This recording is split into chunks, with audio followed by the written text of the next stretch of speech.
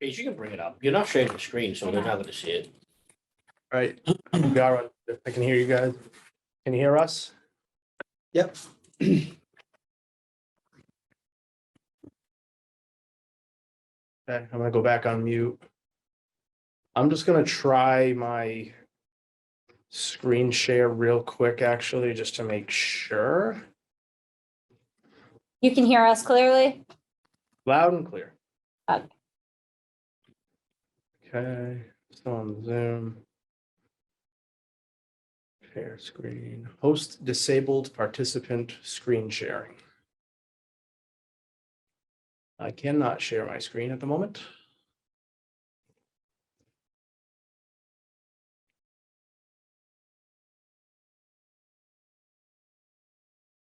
So I will stop trying.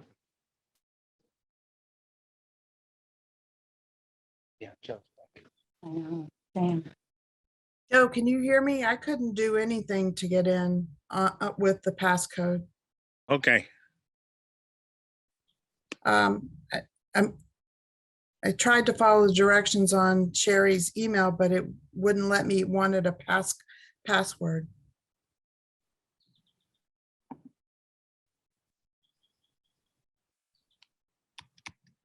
oh, great. The power of Zoom. See, Paige? That's why you do this. That's why you. Paige, you Yeah. guys might want to, you can just mute until they're ready to. You can hit the button on the speaker, got right? Guys can't wait.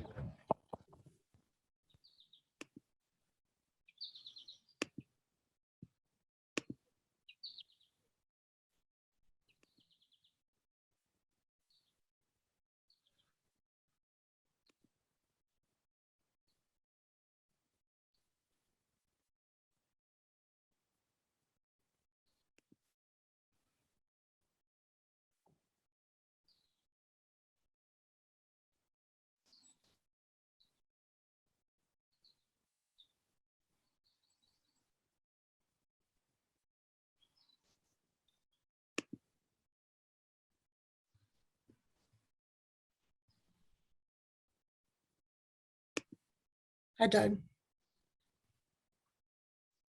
We're having technical difficulties. We're waiting to be able to share the screen for Skanska to get started.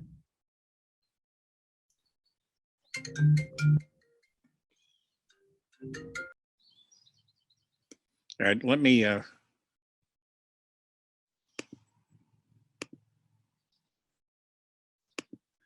go back in and I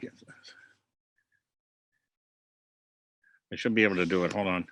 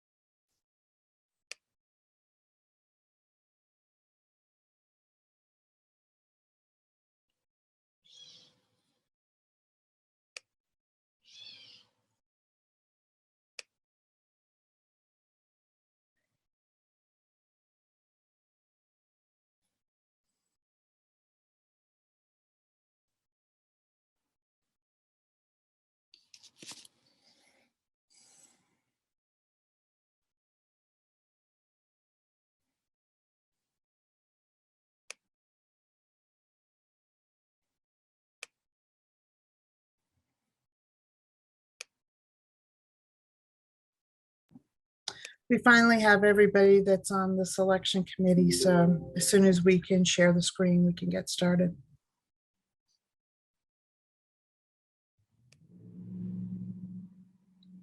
Okay, I got the host. Who do I need to send it to? Is somebody logged in as the host right now? Yeah, I am. So I think you can make me the host, right? Without having to do password. Or just open up the open screen sharing for all, maybe. Yeah. I Next to don't, your I don't sh- see you want, oh, there you are.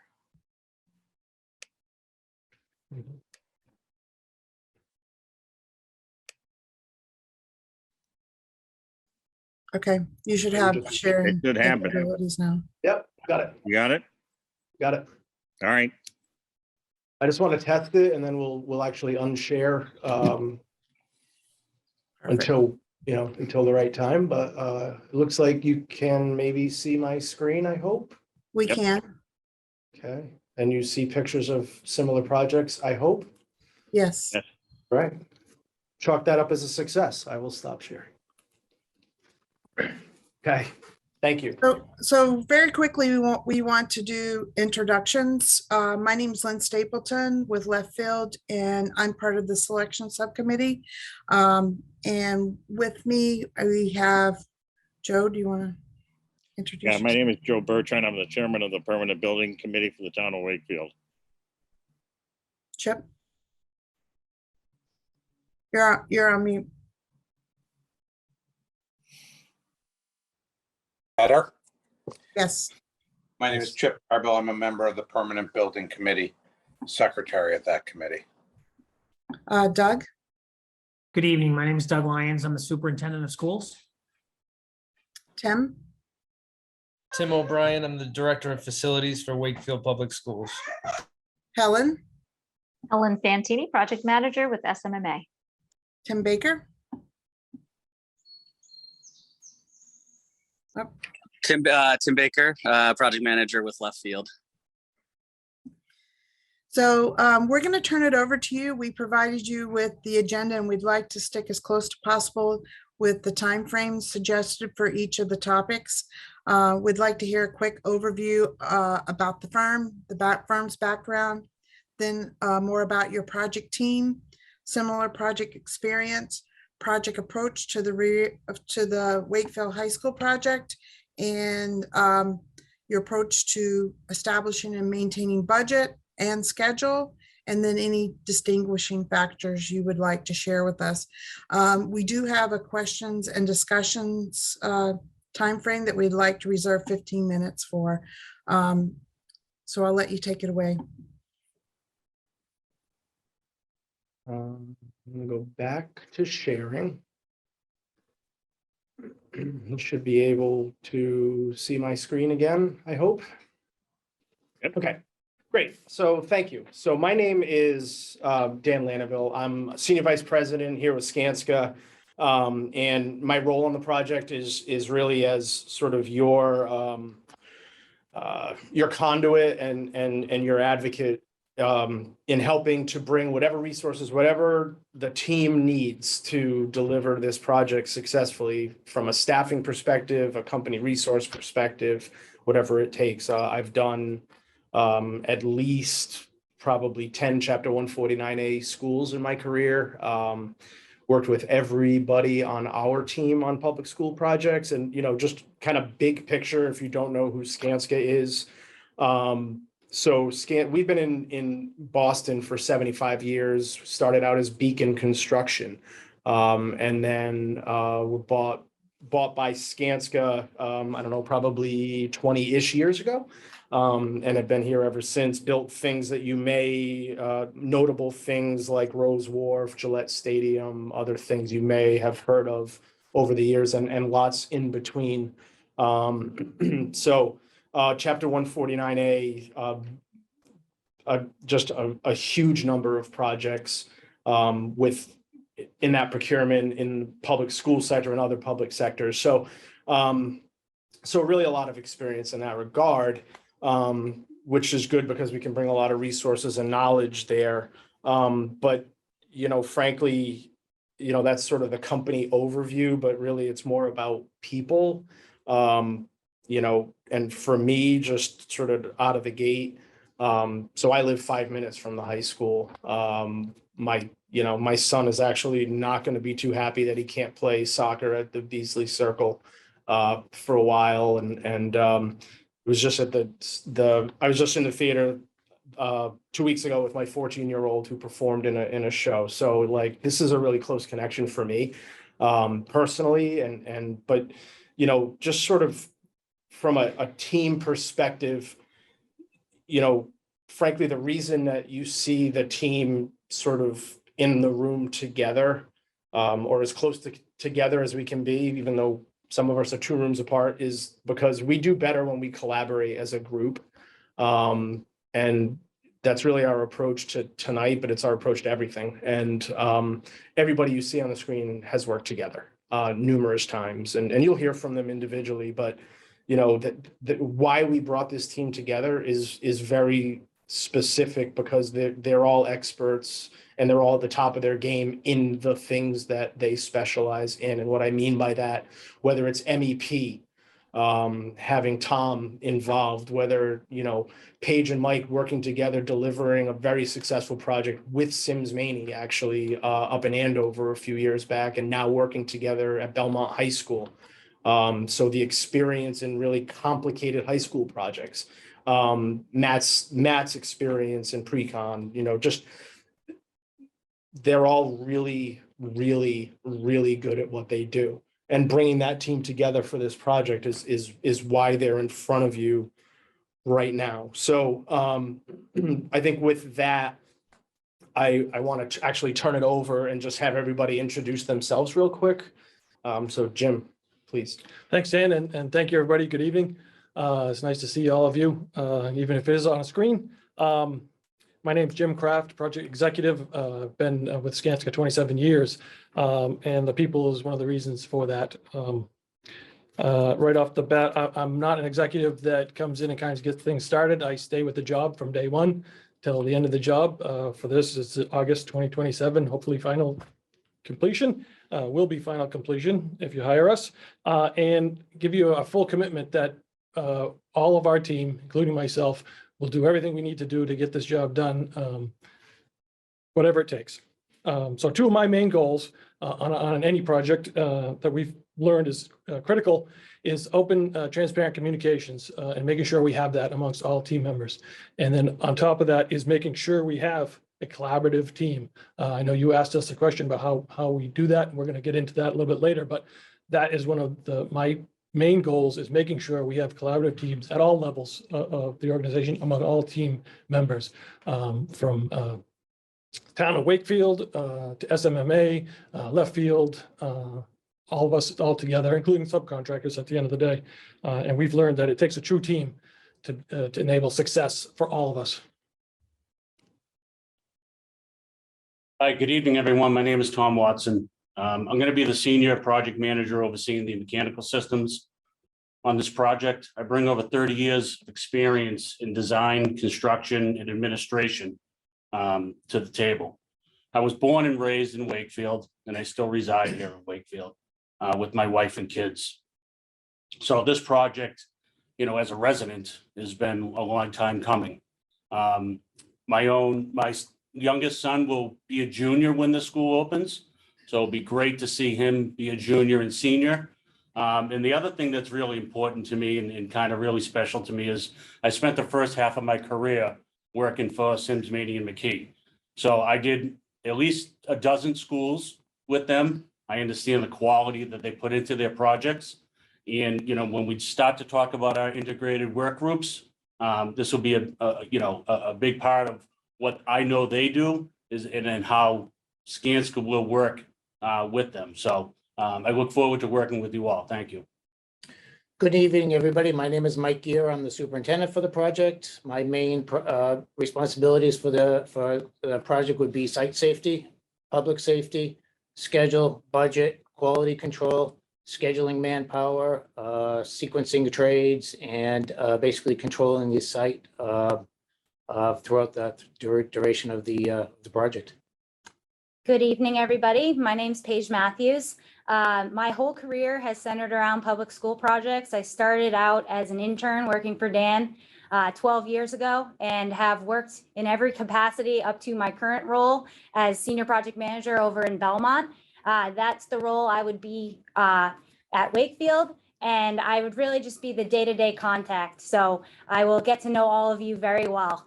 I'm looking forward to it. I love delivering projects for communities. I love to see the impact that it has on students and staff and just general excitement that the community has. I know 2 of us here are from Wakefield and they're super excited about this project. So looking forward to it. Good evening. My name is Matthew Impastato. I'm the Vice President of Pre-Construction here for Skanska. I've been with Skanska for just about 22 years. Over the course of those years, I've worked on probably over $2 billion worth of 149A projects in the pre-construction field. My, the thing that I like most about working in pre-construction is we really get the ability to have our in-house team bring all their skills and their experience and really help this team of people that we have working with them to make sure that we produce a budget right from the beginning that holds up at GMP and additionally holds up all the way through construction. And while we commit on every job, there's a little bit of extra pressure, for all of us on the team, because we have some people in here whose kids are going to be going to school and who are taxpayers in this town.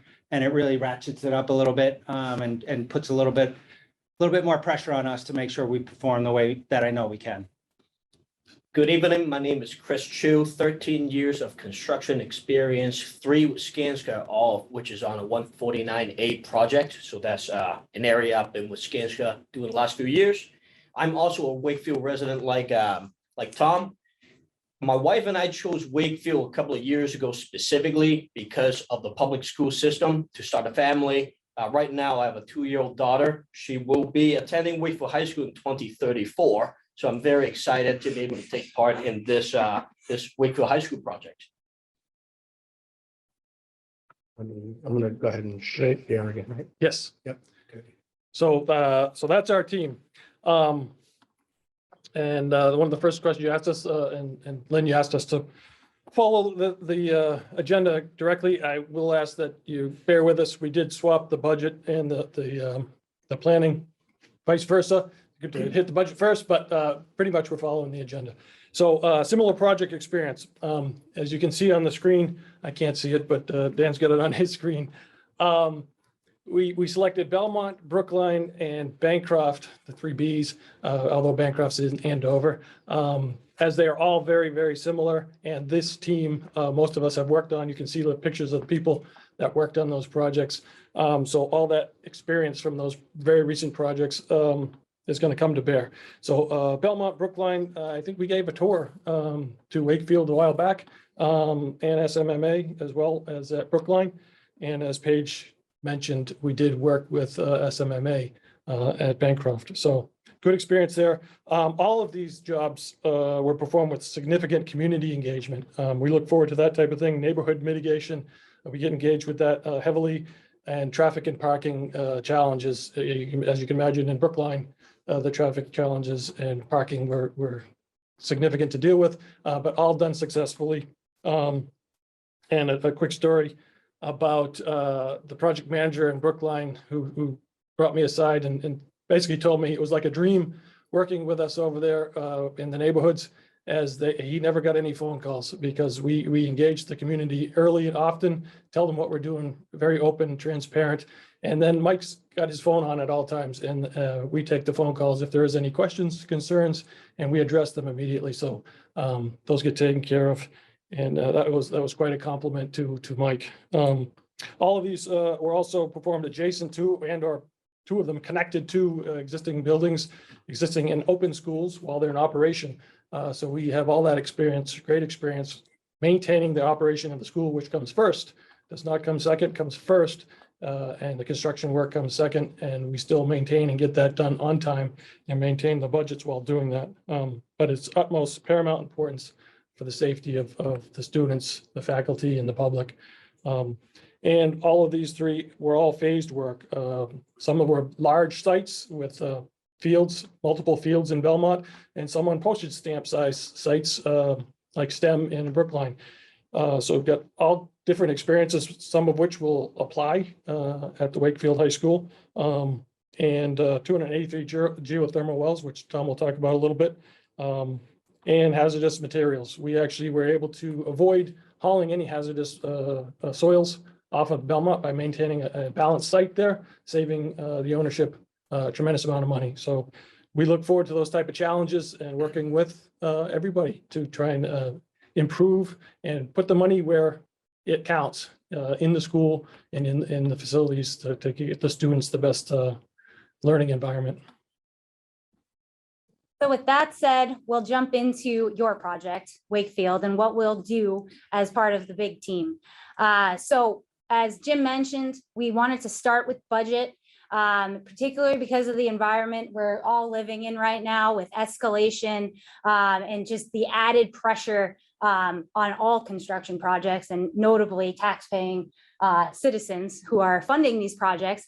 And so how do we do it? How do we manage the budget? So we have an end-to-end philosophy, as Matt was alluding to, which starts in pre-con and ends at closeout.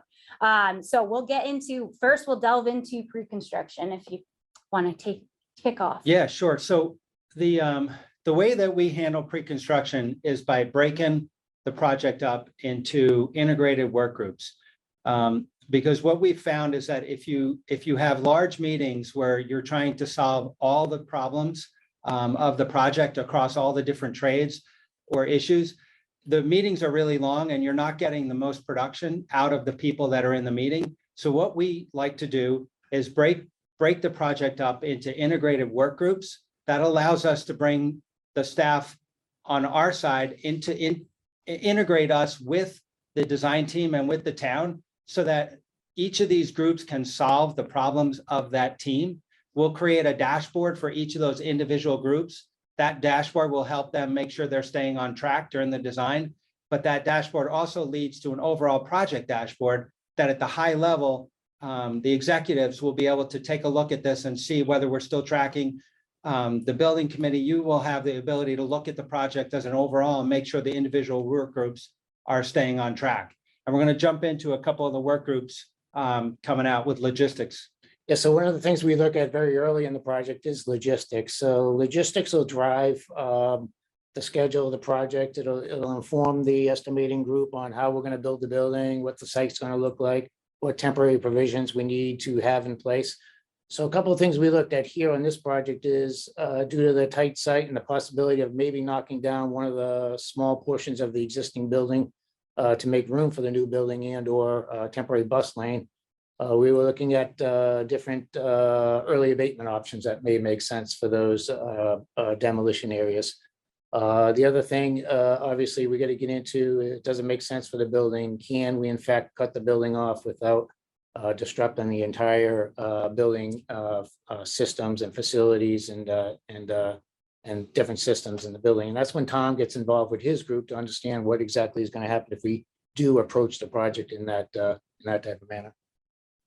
Yeah, so again, Tom Watson, in my integrated work group, like Mike said, we are looking at potential options of abating certain parts of the building, the northeast corner specifically, and I would review mechanical systems throughout that to make sure that we could, demo those systems and repair those systems so they would function correctly over the time remaining and needed.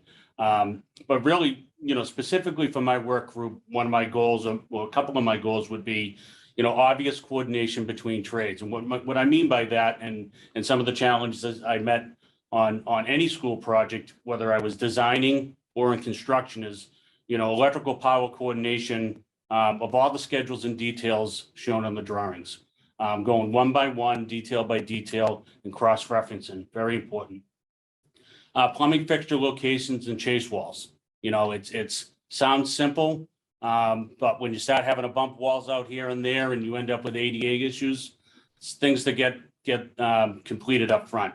We look at life safety drawings and rated assemblies to make sure that fire smoke dampers, fire dampers, things of that nature are picked up.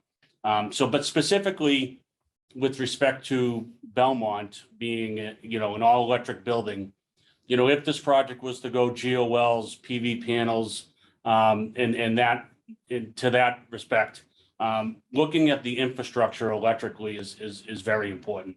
And we have a team here, not only in pre-construction, but across the country we have in-house experts that would be able to assist, and review of these systems to make sure that it supported the design, whether it was done up front or was going to be done in the future, having that infrastructure in place. And just to look at the picture on the screen, this is the Belmont site. You see the 3 drill rigs there, and I see a clean site here. And what you don't really see that got us to this point is daily talks with the Conservation Commission, daily talks with the design team, talking with the riggers, and we had an on-site consultant for the riggers. So each day we reviewed the process of where the slurry was going, how we were containing it, testing the water because of the conservation concerns around. So very important position for me to lead the integrated work group to come out of this with the best coordination that we could possibly have.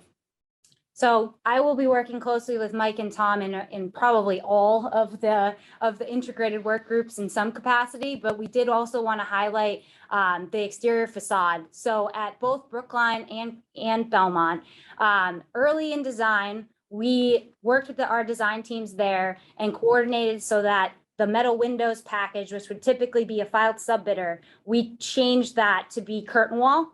And what that did for us there, and what we would like to do here, is it allowed us to hire early on a curtain wall subcontractor to help with design assist. And went extremely smoothly as far as selecting materials, input on lead times, securing a manufacturing spot, all of that. But in addition to that, budget-wise, each of those jobs, just to put it in perspective on why it's awesome and we should do it here, we saved $4 million on each curtain wall package between the 2 projects. So huge benefit and highly recommend. Yeah, and that was, so that $4 million that was saved was between 25 and 30% of the cost. And it's flipping from a glazed window to a higher quality curtain wall package. I mean, it was a win-win, I think, for everybody. And I think the key about the integrated work groups is it's not just estimators from our team, it's the builders that are going to be building it are part of these integrated work teams, really working as a support mechanism for the design team in the town during the pre-construction process. So we've all Actually, Matt, before you jump to the next thing, I just to kind of, from my perspective, involved with a lot of projects, these integrated teams, these work groups, the idea is break the building down into its components. Put the right people who have the right experience and knowledge in teams working together, design, contractor, client, and focus on that piece. Come up with what the budget for that piece should be early at the beginning, and then keep it on that budget through the entire process. So set a target, and then the team works together to make the decisions to achieve it. And you've got the right people working on the right things. That means efficiency, and it means that you're going to start with a budget, and then you're going to get to your GMP and the buyout with confidence in that budget and holding that budget throughout the design. We, as each group, hold each other accountable to be sure that the design achieves your goals, but is done in the most cost-efficient way. So sorry to jump in on that, but we've just seen it work so many times, and that's why we're really focused on it. So sorry, Matt, go ahead. Dan, I appreciate that very concise description. Thank you. So the chart in the background here is something that we've all seen over the last 2 years. This escalation just seems like it's never going to end. Since August, we've seen over 25%, both nationally and locally, escalation. It does not appear that there's much end in sight. And I say that because we're having conversations with our supply chain management group. We're having, weekly, if not daily, with some of the manufacturers of equipment. We're seeing this is a snapshot of what we're seeing for electrical gear. Lead times are going up, prices going up. We think that we may see some reduction in the lead times, but the price is still staying high. Is looking to trend up for gear. Why is this important? It's important because once you set your budget, you're locked in, and And the only way to stay at that budget, if you don't plan for the right amount of escalation, is you're going to end up you're going to have to cut scope from the project. So what we want to do is we want to look at realistically what we think escalation is going to be. Right now, I think that was one of the comments that we put in. We think your escalation figure is a little bit light. We think in the last 4 months, you've already consumed about half of what you had carried for escalation. So what that means is we should right now go into some value management. And by value management, I'm not talking about, cutting scope out of the job that you're going to have to answer to the taxpayers. This is doing things a little bit smarter, like the curtain wall, changing that to design assist. We can pull money out of the job without impacting or making you go back on promises that you've made to the community, and without having to make changes to your design that are going to negatively impact the performance of the school and the functionality of the school. Because that's what we don't want to do. We want to make sure that you have enough money to do the job, and you can get all the performance and the functionality that you need. Yeah, Matt, let me actually add to that too.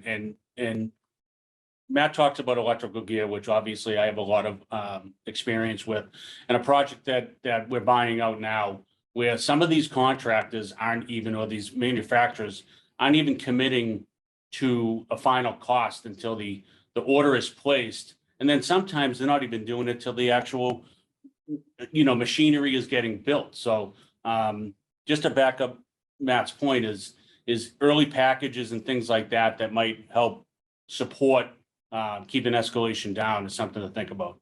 So as an extension to what Tom and Matt talk about for pre-construction, the 149A buyout process is a major phase for Wakefield High School project that would have a significant impact on schedule and financial success. Before the trade packages are prepared, close collaboration between Wakefield, Leftfield, SMMA, and Skanska is critical so that the design intent and scope of work are well-defined, transparent, and no room for different interpretations to achieve what we call no gap buyout.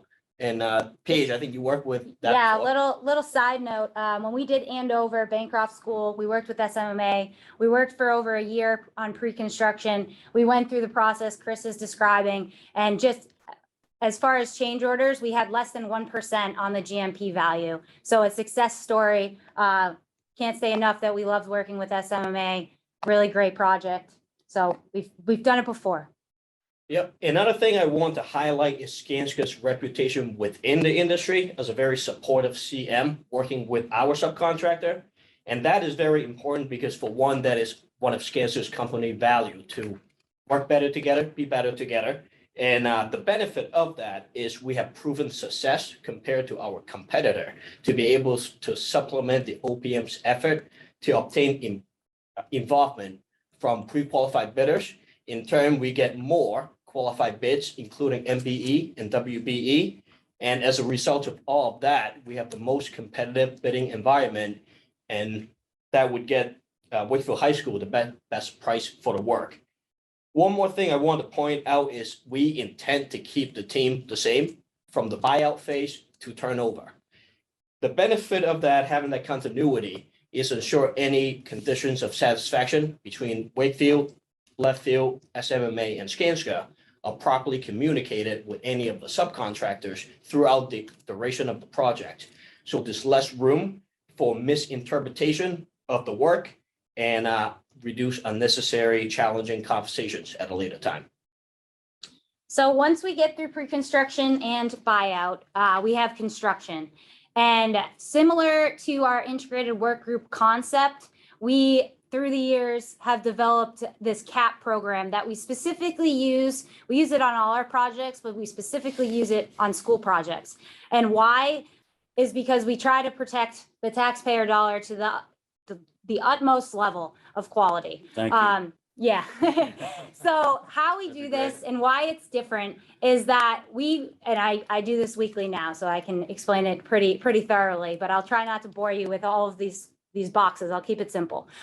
So we meet twice a week over coffee with a representative from our OPM and our architect and myself. Small meeting, keep it simple so that we can really, dive in and discuss what we have going on. So a lot of the time, and I'll give you an example just to put it in simplistic terms. So say we go to this meeting, the OPM says, we just heard from facilities that they don't want tile floor in one of their rooms. They want VCT. They don't want to pay for the tile. Keep in mind that we're already through 100% CDs. We've bought the tile. And, you know, if it was early enough along in the process, maybe we could change it and it would be a decent sized credit. But as part of this meeting, I say, you know, we just released our tile. It's on a boat traveling from Italy. You're going to get pennies on the dollar for the tile. You should just keep it. So rather than going through the process of having SMMA, go through and create a CCD and issue something for us to then say, hey, the tile's here. You can't have a credit. We're avoiding that step. So then to give you another example, existing conditions, they inevitably come up. How do we deal with existing conditions? So say Skanska writes an RFI to SMMA and they're mulling over a couple different options and they want insight from us on what's the most economical way to do something. So I'll give you an example from last week. We had a brick wall that was previously not exposed. So no one knew the condition it was in. And when we opened it up, we realized that the thing was probably going to fall down. And so what we did as a team was we worked on the most economical solution. And we went around and around on it. And ultimately we determined that a combination of brick and metal panel was the most fiscally responsible way to address that issue. So that's the conversation that happens early before you put pen to paper and spend time creating a change.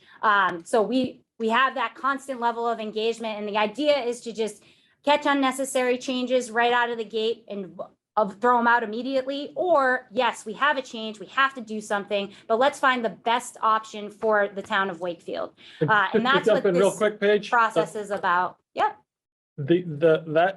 That one change there, and we do this all the time, as she said, weekly, that one change saved $70,000-$80,000. So these are the type of things that we're going to do on a daily basis, weekly basis, and save all sorts of money if there are changes that come along. As Paige said, with SMMA, we've been very, very successful in not having a lot of changes. So we're looking forward to that as well. But we do work together to try and prevent them. And Jim, I'll add to that for a minute, because Paige is talking about existing conditions, and out at Belmont, we're tying a new building into an existing field house. So I had a lot of challenges, and out here in Wakefield, we're building a new building against an existing building. So as Paige will talk about later in schedule, like looking at your existing building, MEP systems, what potentially is hazardous, what we could, mitigate in summers beforehand to gain, that's what kind of Paige is looking at. We can look at what the cost benefit, or the analysis of that to see, as a whole project on whether we can make steps forward in accelerating the schedule, which you'll see soon. Yeah, so with that, we'll transition from budget to our project approach. And the focus from our perspective on project approach and how we're going to deliver the new high school is all about community. And so with that, jump in. Sure. So, at this stage of the project, we're thinking a lot about community. I had mentioned earlier that safety is a key goal of mine for the project. Public safety is critical, it's paramount, and that's our goal when we look at logistics and planning. And all the logistics and planning phases that I'm about to talk about are all based on community. So, Mike, before you talk about logistics, you mind if I add a couple of things for community? Sure. So communication with the community is going to be a big part of just doing the project in general. There are a lot of ways we can communicate with the community between the community access TV, daily item, newspaper for the town, various social media pages with the town. We can leverage all of that to communicate with the town. But not everyone utilized all of those options. So one thing I did volunteer myself and the rest of the team is in the summer when there's a farmer's market by the lake, we can even set up a stand, have face-to-face interaction, because sometimes that's the best way to have the conversation that's more natural for all of us to be with the town, to talk to them, hear them, understand what they need. And as an extension to that, there are a few companies in town, local companies that we have looked at that we can use for the projects. There's signage company that we definitely can take advantage of. dumpster rental company on New Salem Street, something that we have looked at. Another company on New Salem Street, Diamond Steel, that's actually a metal fabricator Skanska have worked with for probably close to 20 years, a very valued partner of ours. So our local business is part of the consideration. And I would even like to recommend another construction company called Gingerbread House Construction Company. Tom probably know what I'm talking about. They don't do construction. They have the best muffins, coffee. So that would be a great way for us to interact with the people, with the local team. Thanks, Chris. Let me just add to that quickly. Dan, if you can just go back to that last slide. I picked a couple of these images for reasons. I've lived in this town my whole life, you know, and you know, the boats that you see there, and I don't know who else is from Wakefield here, but they'll understand this. And it's a little bit emotional for me, you know, the connection I have, you know, as growing up in Wakefield, going to the schools, you know, seeing those boats is like a sign of passage for summer, right? That gazebo in the lower common is the, you know, the icon in my mind of Wakefield. And, you know, the walk for epilepsy that's one of my friend's daughters, you know, so you talk about community involvement. This is what, you know, it means to me, and Skanska has these same kind of values. That one down in the right corner, that is us just having coffee with the community and our construction workers. So this, you know, and the one in the top left is, you know, we're available 24/7. So when you talk about protecting community, for me, you know, this is what building this school, talking with the community, everything that Chris said, you know, it gives us just a little bit more meaning for myself. Yeah, and maybe one last thing to add, not to kind of drag this point on. I mean, we are the community. Tom, you mentioned you are part of the wayfinding committee for a while, right? Myself, I'm very involved with the master plan 2033. Have nothing to do with this job, but it's just who Tom and I are. We're part of the community. We want to be involved. We want to make the place better, and that's kind of why I'm very excited to be on this project. You know, with Lisa. Lynn, I just want to have a time check. I want to be very respectful of time, and so can you just let us know what we've got to wrap up here? You've got 7 minutes. Okay, perfect. Thank you. Mike, sorry to interrupt. Mike. So logistics, as I mentioned before, it's a critical part of our planning. First thing we looked at on our logistics plans is the traffic. Traffic is a bit of a challenge, as everybody knows. Tom gave me a rundown on what the traffic looks like coming off into Haunt Street. So our approach to the project is get the road alignment in first. Get that out of the way first, set the tone for the project that we're going to set up a safe project, and we're going to maintain that same access throughout the project. That'll also help us out with parking. Second challenge, I think, on the project is parking, both student and staff, and trade parking. So I want to keep those two separate. I want to keep the trade and subcontractor parking separate from school and student parking. So what we've come up with is just an idea of possibly using the compost area, the town-owned compost area, to possibly use that for some trade parking. That's a little bit of a short walk to the site. We think it's going to be short enough that it'll be attractive for subcontractors to use and attract good subcontractors to the project. So we're thinking of trade parking there to keep everything separate and safe for traffic. So the other thing we're talking about is the student and staff parking. So a couple of options there we were thinking about is basically the south side of the street. We would try to utilize the tennis court, the ball field, partial ball field, and then the furthest field down at the end of the hill would be our construction staging area. So the whole idea of that is to keep the students and staff basically dedicate that side of the street to parking, and then our guys would be across the street, potentially at the disposal facility. So basically this slide shows the setup for the first summer. This side right here, phase 2, shows us now we're under construction. So we've got the building is well under its way here. We've got the site secure. fencing, erosion controls, and the wetlands protection systems are in place.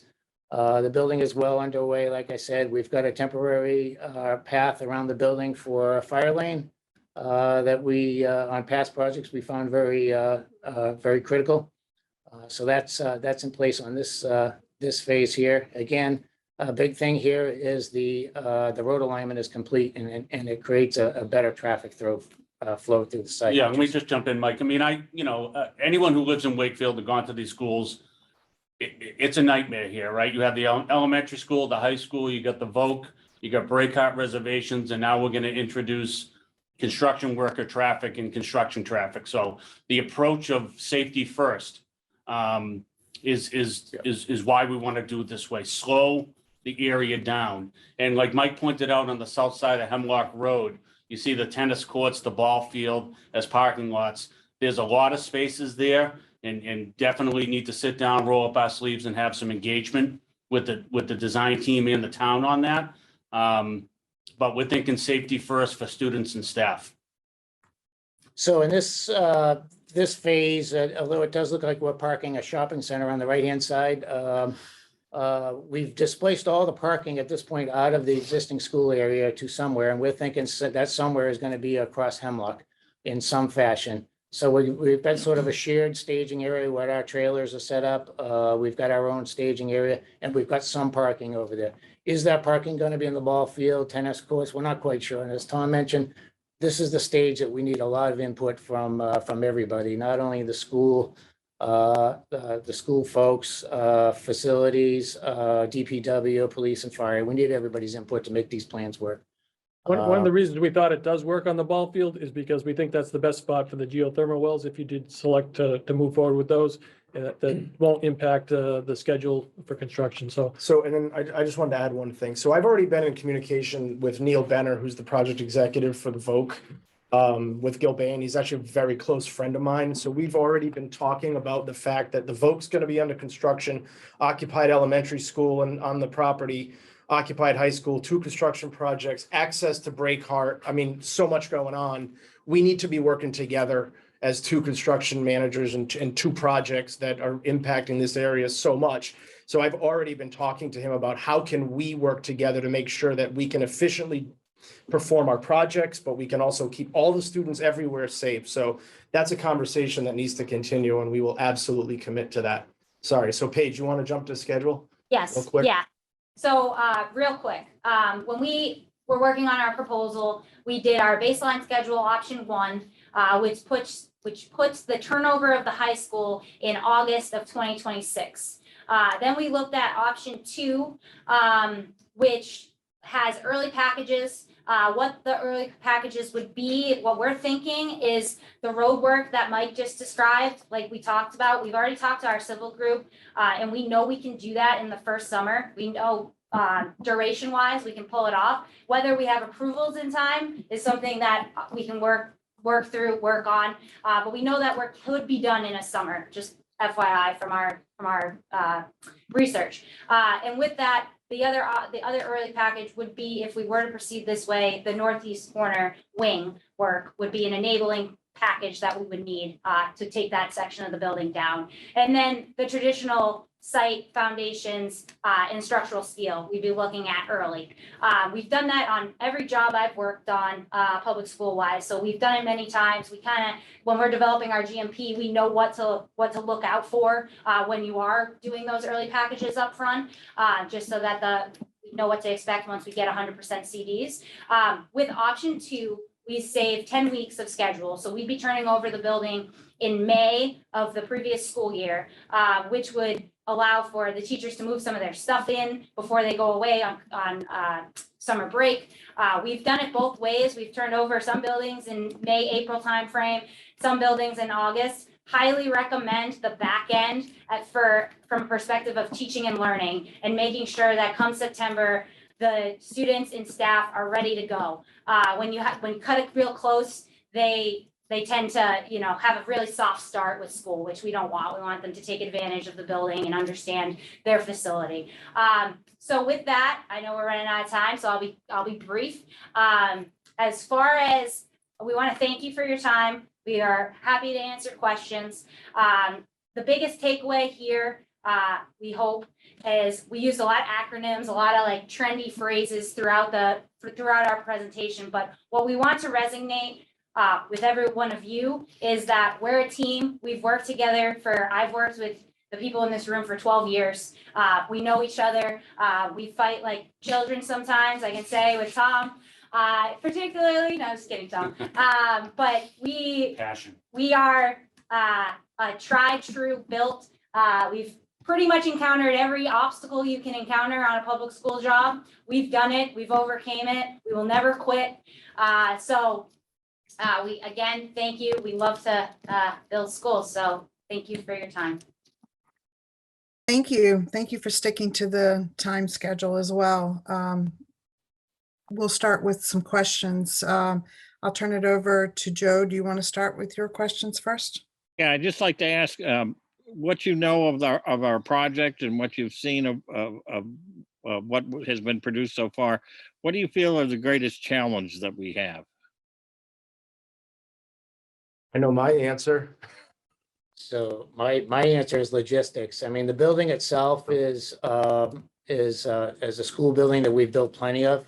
The challenge I see is logistics. We've got an elementary school on one side. We've got the traffic challenge that's in front of us.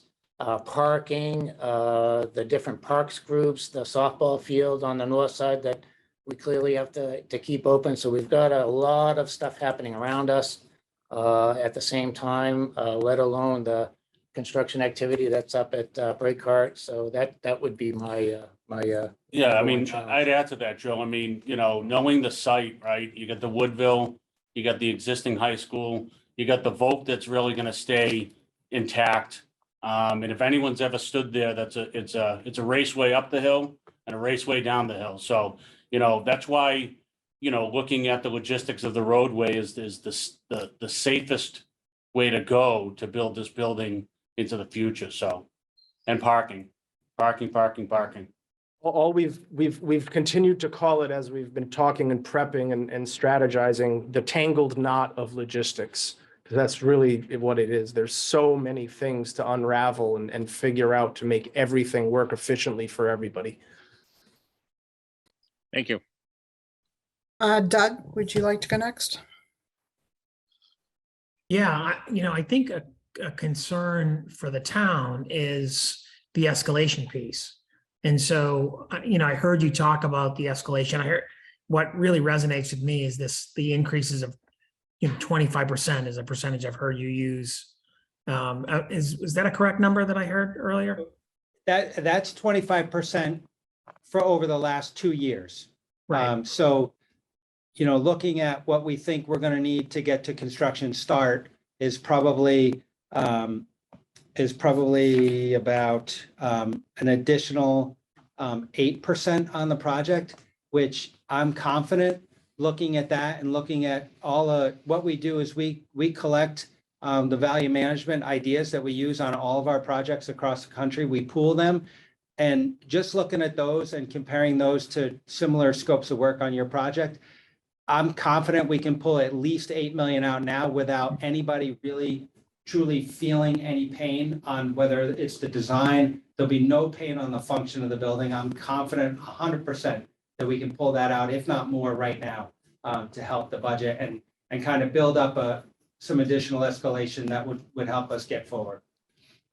And the other question, the second part of that question, I'm wondering if you can talk a little bit about how the cost overruns were managed in Belmont. I could. I mean, from a early establishing budget phase or through construction, which one? Through construction, really. So I can speak to that because I live it every day.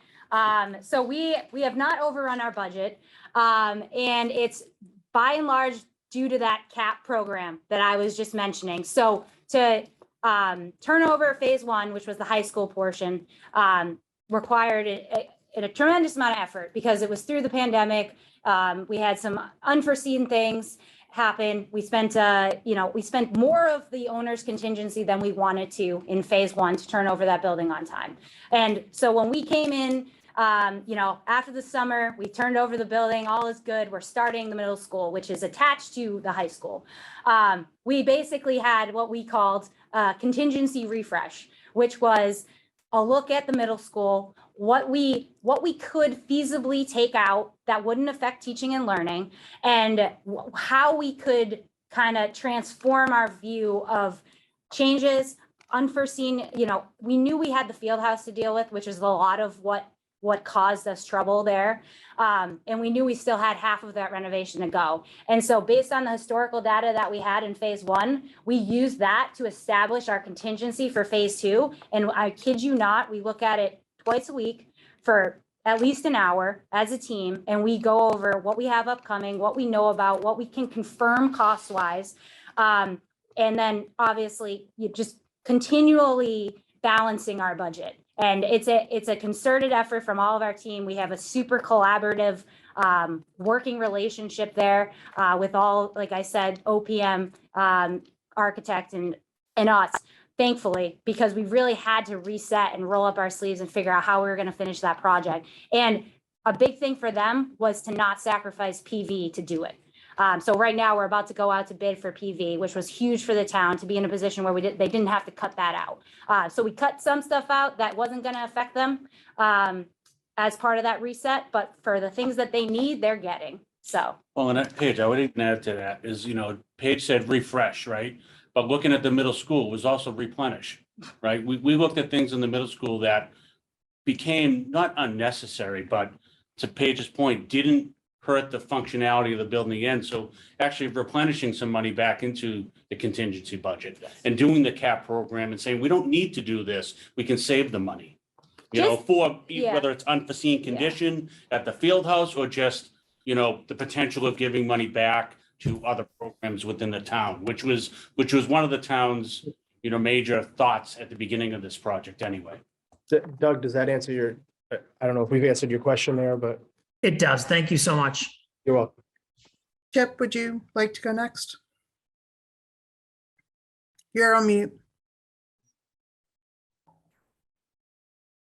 After 2.5 years, I'm still a rookie. I guess I'm hearing this refresh, replenish. If we're having caps and overruns on a GMP, you're guaranteeing a GMP. I don't get this whole discussion, right? A GMP is a GMP. We're bringing in a construction manager at the beginning to create a GMP so that we don't have cost overruns and that we don't have a whole lot of, changes. But I'm hearing a conversation about budget that I don't think, that doesn't make sense to me. So I'll jump in on that one. The things that we're doing is to assist the town of Belmont. There were changes that they wanted and changes that the design team desired to do along the way, which added up a decent amount of money. And as Paige said, between the COVID and the different things that we had to do to achieve their schedule, they wanted us to turn over the building on a certain date. And we had multiple meetings, collaborative meetings to say what that would take. And, decisions were made to spend money from those buckets. And that caused us to have to go back and look and say, all right, we've got X amount of $1 million left of contingency. How do we want to forecast that to make sure we don't have a problem at the very end, right? We still had money, but we wanted to go back and say, based on our history, we've spent X amount for all these different things. Do we still have that to do in phase 2? Are those issues going to arise again? And we projected those out based on our history and said, we're likely going to spend another $1.2 million on all these little things. And said, all right, so in doing that, what do we need to do? And basically it was looking at a little bit of landscaping and changing some things around that way to accommodate that. And it was pretty well received by the town, I believe. Everybody was good. And we now have a good budget and we're going strongly towards the end. So it was a very collaborative and positive experience for me. Okay, so let me just ask the question that I feel like it needed to. Sorry about that. Okay. saying is the need to regroup and redo and were based on town requested changes, not changes from construction documentation or misscope on plans. It was towns ads. I mean, I'll give you an example of that. True Go ahead. summary. What's that? I just want to know if that's a true summary. I don't need. I would say it's some of each of those buckets. It's not all town items. It's some of each. And then they all add up. So we have to deal with them all. Okay, well, hopefully. Can I build on your question, Chip, for a second? We're looking to have a firm that can help us build a GMP through holds and allowances and a sufficient GMP contingency to be able to take care of all the changes on the project. Because we realize that in order for the town to get its maximum reimbursement, we need to take care of those changes within the GMP. Because you all know that once we go outside of the GMP to fund changes, MSBA only pays if 1% of those changes when we go external to the GMP. So realizing that there may be sometimes when it's not, we ask you to use GMP contingency to fund a change that may not be what you traditionally call a GMP contingency use.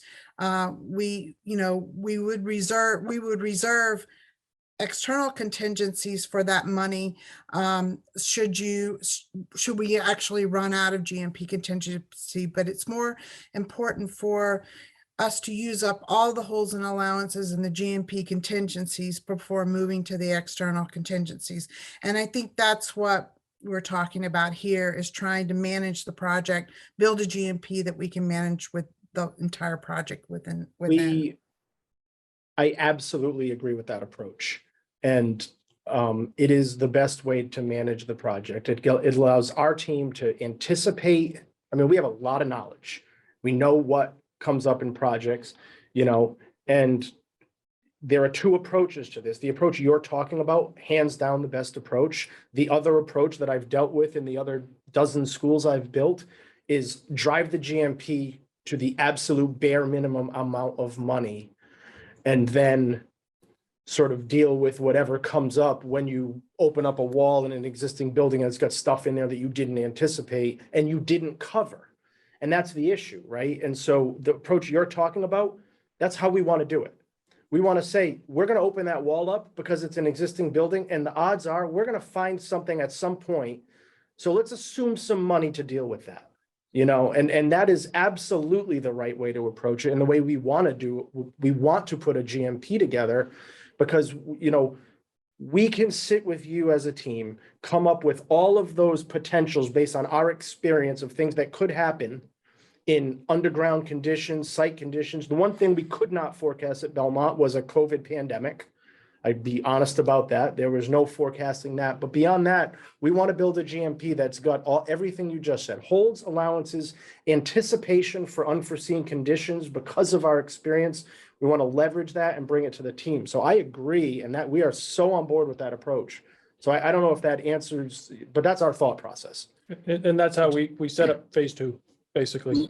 And Lynn, we have that. Lynn, we have to wrap up. The next guys are coming in. Okay, hold on. Yeah. Helen, do you have a question real quick? Yeah, actually I do. So I heard a lot about the huddle meetings. Those sound great. That sounds more in the actual construction phase. But of course, in order to establish that GMP or that budget, which is the budget from, June or December of this year for the next number of years with the MSBA, how involved, how intense, how much do you give in pre-construction to kind of help us set the right number?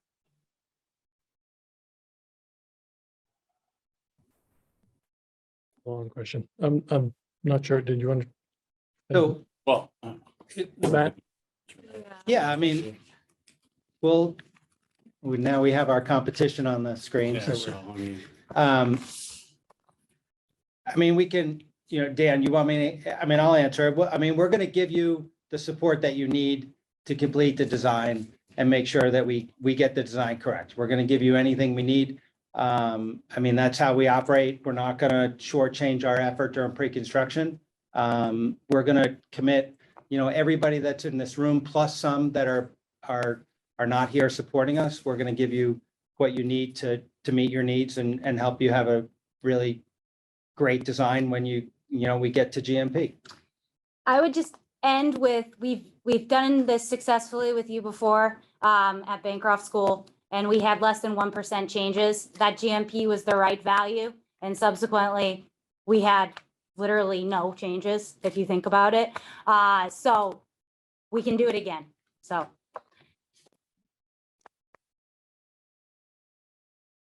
Thank you. Okay, thank you so much for your presentation. Thank you. And we'll be in touch. Thank you very much. Thanks so much, Lynn. All right, thanks. Lynn. Thank you all. Thank you, Doug. For everyone else. Thank you. Yep. Helen, Tim. And Joe. Thank you. Okay, Tim. Sorry about that. Yeah, can you bring him back on? Yep.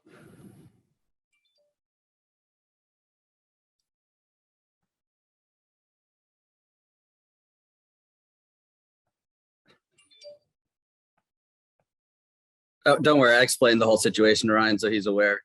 Can you not see me in the screen, Lynn? I can't. It doesn't show me on my screen, but No, my cam, just my the background. my camera's on, but I'm literally like, I don't know if I'm a ghost and they can't see me, but That's all right. I'm trying to figure it out for the last like half hour because I was there before. Did you tell them to join back? Yeah, I texted them.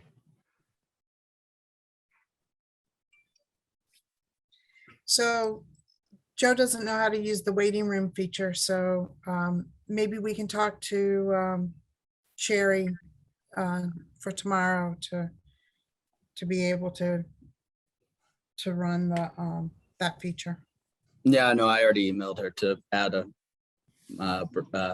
breakout room. Okay.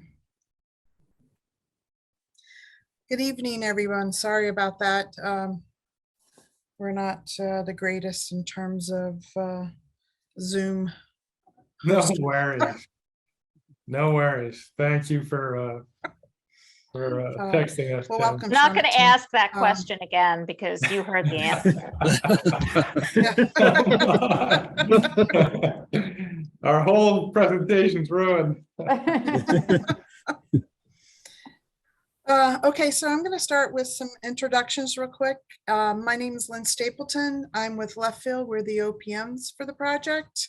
And I'm going to turn it over to Joe Bertrand. Hi, I'm Joe Bertrand. I'm the chairman of the Permanent Building Committee for the town of Wakefield.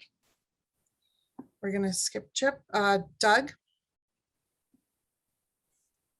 Good evening, Doug Lyons, Superintendent of Schools. Tim O'Brien. Tim O'Brien, Director of Facilities for Wakefield Public Schools. Chip. Unmute. Chip Tarbell, member of Permanent Building Committee.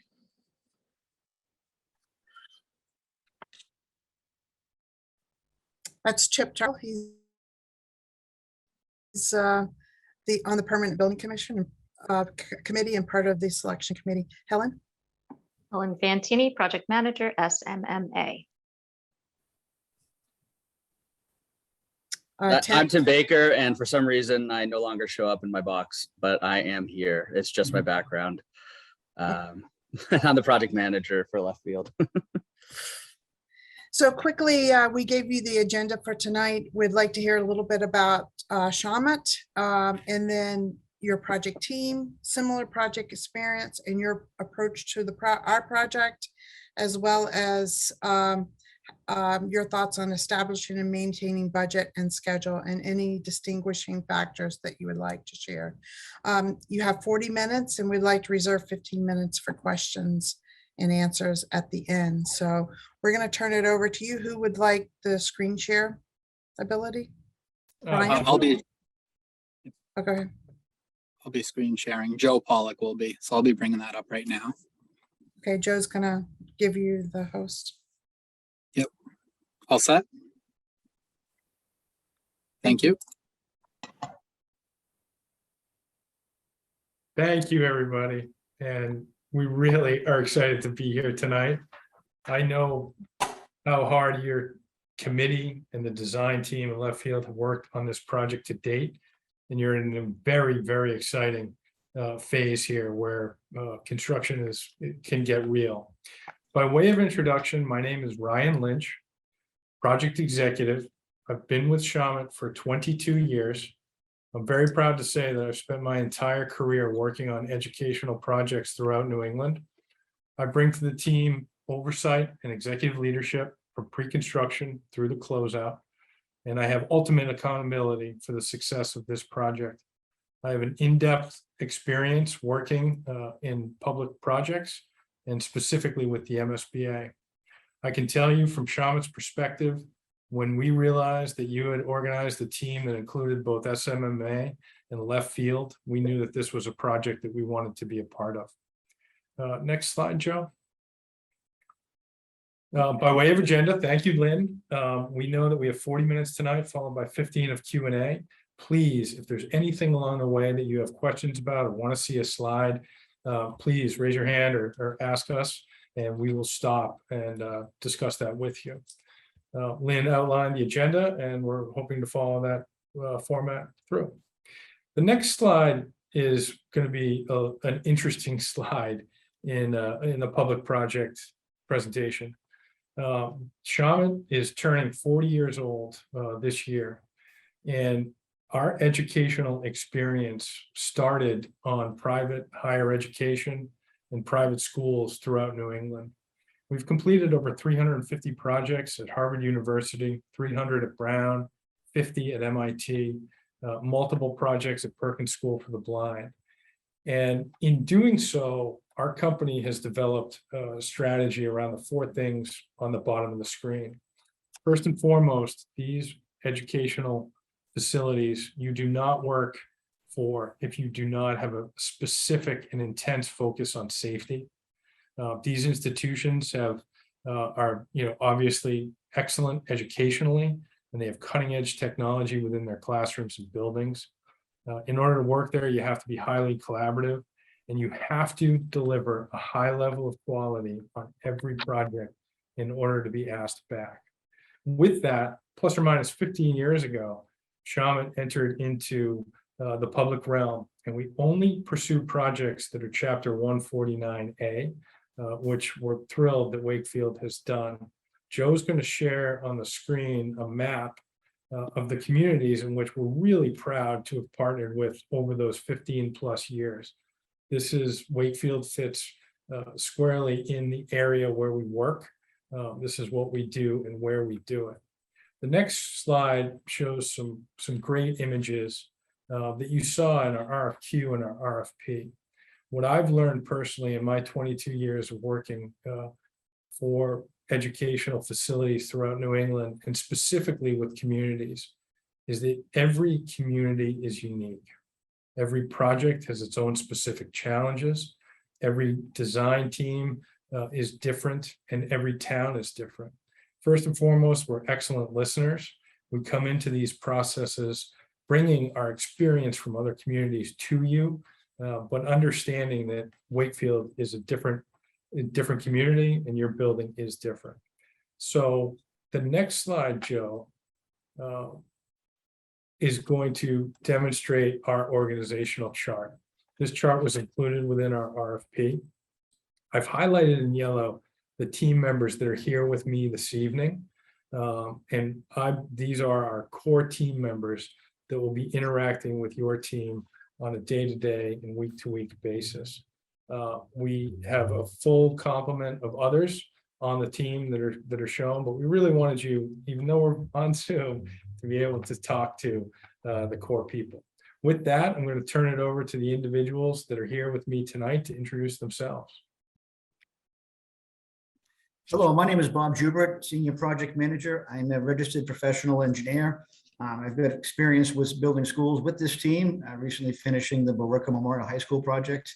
And the background of my image here is the Boston City Hall Plaza project, which I'm currently finishing up for around Labor Day. So it's very complex site work on this project, which I think is going to come into play on the Wakefield when we talk about the logistics and the planning for that work. Good evening, everyone. My name is Matt Frangillo, Senior Superintendent. I've been with Shawmut 4 years. I've been in the industry for close to 30 years. Half of my time has been spent on the academic sector, so I can bring a lot to the table. I will also be the point of contact for anything that happens on site. Hi, my name's Lauren Slavin, Senior Superintendent. I've been with Shawmut for 18 years, primarily focusing on MSBA work for the past 11. Most recently finishing up Billerica High School in Haverhill School with Bob, Ryan, and Joe. My focuses will be safety for the school and the neighborhood, communication and collaboration, schedule, and MEPs. And I'm really excited to bring all these past experiences to the town of Wakefield and this project. Hi, I am Joe Pollock, Project Manager. Over the past 7 years, I've worked on over $275 million worth of 149A projects. And during that time, I worked on several successful MSBA projects with this team here today. And I would love to continue to work with this team going forward and in the town of Wakefield. Good evening. My name is David Barksdale, Senior Estimator. I've worked in the Massachusetts school building market for over 33 years. And I've worked with this great team previously on other projects, and I look forward to working with them again. And also hopefully with the town of Wakefield and SMMA in left field. Great. Thank you, everybody. By way of the agenda, we want to dive into some similar project experiences that this team has that we feel are directly relevant to your project in Wakefield. So when we look at the at a new project, one of the most important things we can do is to look what's going on around the project, because we know we need to plan our work in a way that it won't interfere with anything that's going on around it and will allow us to perform the work of constructing a new building without being impeded. So when we look at this, we see the high school, we see the adjacent Woodville Elementary School, we see very busy roads, Farmer Street. We know that the Northeast Tech is up the road. We've got a lot that we got to plan around, and we've developed a plan which incorporates really all of these entities in a way that we feel will keep them productive and efficient in operating while we're doing the new work. If you look, this is sort of the same slide for the Billerica Memorial High School project that we just finished. And you can see the existing high school is there, with the new school is behind it, the pile of dirt that's behind it. There's an ice rink, below there's a police, town hall, fire department. There was a lot going on here and a lot to plan around this. And, with the team in pre-con developed a logistics plan. We reviewed this with the team, and everybody agreed, yes, this is the way we're going to do it. And Lauren's going to show you what happened with that set of slides in the next slide here. So as Bob mentioned, Billerica was close to a bunch of existing buildings, and it was a 325,000 square foot buildings, 9 feet away from the existing school. So because of early collaboration and pre-planning with the entire team, we were successfully able to check off 15 logistics in schedule slides shown on the left-hand side that were placed on Principal Murphy's wall in his office. And he was quoted below saying, literally, the construction site was outside his window. And Shawmut was able to forecast potential issues and presented solutions for each concern. And we'd love to bring that attention to detail into the town of Wakefield. So talking more about our experience, I mentioned earlier the Boston City Hall Plaza project. The first image on the left is split. The upper part is a plan view and the bottom is a section. The plan view, you can see those purple are 3 MBTA subway tunnels that run beneath the project. So you can imagine, like, that's a lot of work. That's a lot of planning that goes into doing that work. If you look at the section, you can kind of see there's a red concrete structure element that was built on top of the MBTA tunnel to create the stairs that used to be there. So that had to be, cut and demolished and taken out of there. So intricate planning of site work is what I've got experience with in doing here. And, getting these plans submitted and approved, developed, submitted and approved and executed in a way that it was flawlessly executed. And there were absolutely no interruptions of service with the MBTA during all the work that we had planned, nothing even close. So we recognize how important good planning is. The next building is Bill Rickard. On the left is the red brick is the new building. The yellow is the existing building. Like Lauren was saying, we're 9 feet away. And again, to plan the new work while the existing was occupied. And when this portal was taken, the existing building was empty and we're preparing for demolition. But we did all that new construction while the existing school was in service. We know we got to relocate a culvert on this project. Again, Lauren and I worked on this project on the stream relocation at the project at the University of New Hampshire, and successfully planned the work, got all the environmental permits necessary to do the work, worked with the people that were monitoring the work to make sure that we were in compliance with our permit, and again, executed the work flawlessly. Planned for, rainy days, planned for, shutting the water off during the day and pumping it and letting it flow at night. So all of that work we recognize how to do. And we recognize it's going to be important to do it in Wakefield. We know the culvert is in the footprint of the existing building. We're anticipating that would be relocated. And we've got sort of an enabling package. Actually, we want to talk about it in a few moments about how we think that fits in with with an enabling package. But the culvert relocation, thinking about like the 24-inch line that runs across the site, thinking about, the utilities that are eventually going to have to come across that culvert to serve the new school, thinking about the site work, the earthwork that might need to be done beneath that field based on the surveys that are currently being done with borings and test pits. So these are all the things that we've got experience with. We think it's important for the success of this project to really hit this early part of the project hard, and you get the site ready for construction. So here's another example of past projects that have been successful. So we found one of the keys to success was to implement an early classroom mock-up. We understand that the classroom is one of the most important program elements. And technology is always changing and always evolving. So what we've done on past MSBA projects successfully with collaboration with the designer, with the district, with the end user is set up one classroom right off the bat early, understand where behind the walls we may need to put extra infrastructure for future technology improvements. And that's something that we would love to bring to the town of Wakefield and everybody so they understand how their classroom is going to work in the end. In Billerica, the mock-up produced, I want to say, Lauren, over 30 changes when the faculty walked through, and included some changes with the furniture. So that it was a pretty incredible process, and it really galvanized the team, the district, the superintendent, the principal, and the faculty. It was greatly successful. It brought excitement when people saw that classroom when steel was still going up. It brought excitement to the project. Absolutely. That's great. The next slide is another example of how Shamit likes to work. Right now, it's no surprise to anybody on this call that there are many fluctuations in the construction market.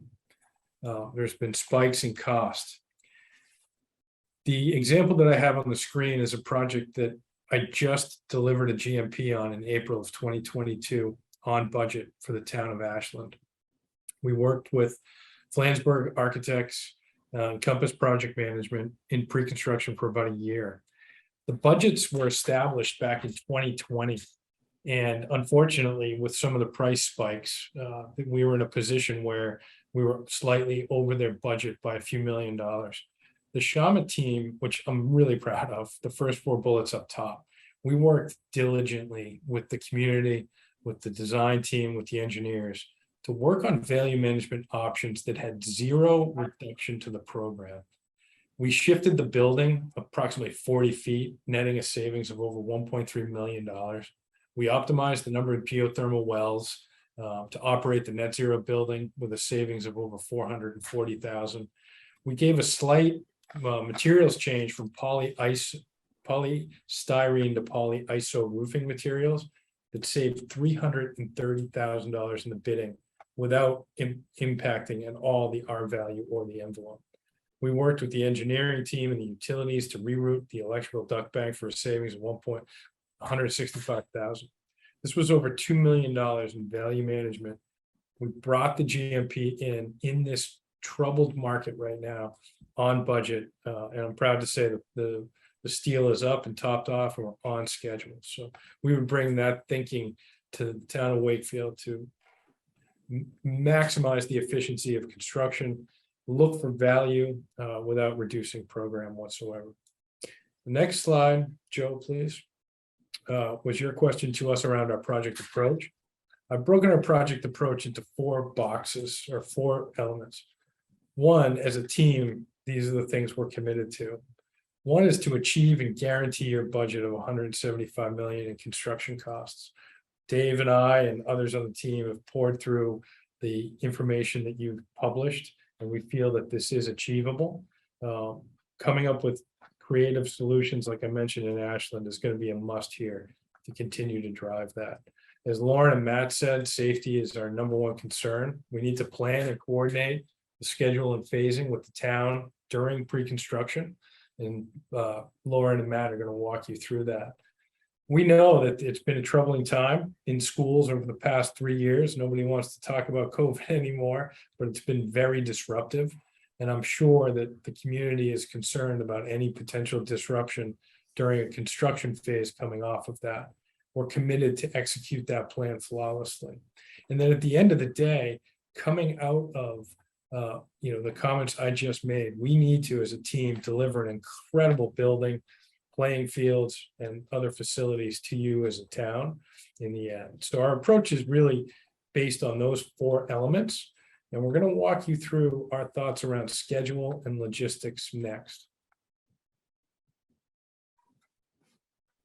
So this is a milestone project, a milestone schedule we've prepared for the project, recognizing the deliverable dates in the RFP for the 60%, 90%, and 100% CDs, and the questions around, how an early release package, might help the project. We recognize, first and foremost, we want to be in the summer of 2026, and backing off 2 years for construction, we really need to start in the summer of 2024. We see an opportunity to, mitigate some of the site work risk and to establish an early release package that will allow some of this work to be done in 2023. We see sort of, defining where the culvert relocation is going to be, getting the retaining wall built, setting up site controls, and if necessary, doing some of the early demo of the existing building, if indeed that does become part of the program. And having all that work done, say, in the summer of 23, or at least start in the summer of 23, with site control set up so the school can resume in the fall, and to get that work done into the summer and fall of 2023. And what that would do is, again, allow us to have what we're going to call in the next few slides, a pad-ready site, so that we come in the spring summer of 2024, we can be productive with our work. We see the Hemlock Road realignment as part of this project, and that there are a lot of questions about what the design is ultimately going to be and who's ultimately going to pay for it and when this is ultimately going to be released. But we see that, it's important that when we plan for this work, what it ultimately is that it really needs to be planned around the activities, the periods when there's less activity around the site. And we're looking at really the summers of 24, 25, and 26. We want to know more about that project to really to dial that in, but I just wanted to really give you an indication that we're thinking about how that work ties in with all the other activities around the school. And of course, the demolition of the existing building would follow the opening of the new school. And that's sort of our overall milestone schedule that we're going to review in the next few slides. So again, the most critical thing around this early bid package, early bid package that we feel we need is getting this pad ready site. We talked about the 24-inch, talked earlier about the 24-inch line that drains the wetlands, where that's going to be relocated to, and how we're going to get the utilities across this culvert, and get it in the retaining wall, and any earthwork that needs to be done on the site to maybe potentially remove unsuitables. We recognize that there's a yard recycling. One of our ideas of the team was could we use that site if needed for potential storage of temporary or permanent storage of some of the unsuitable materials that we might find beneath the site. So, we're very interested in seeing what those findings are. Yeah, and here's a report of the we got from a recent report we got from the I think we got this from the RFP or one of the recent meetings you had about where the future boring is going to be in test pits, and the results that you're going to anticipate getting this summer will really inform what the scope of the work is going to be across the site, so that we can plan for that work. We're really interested in seeing what the results are here. Hey, Bob. So this slide is just kind of bringing back previous slide. It's, the field side, myself and Lauren, knowing what the surroundings are, understanding the schedules of, there's 3 schools. There's bus routes and bus drop-offs, parent drop-off, pickup, events, sporting games, everything.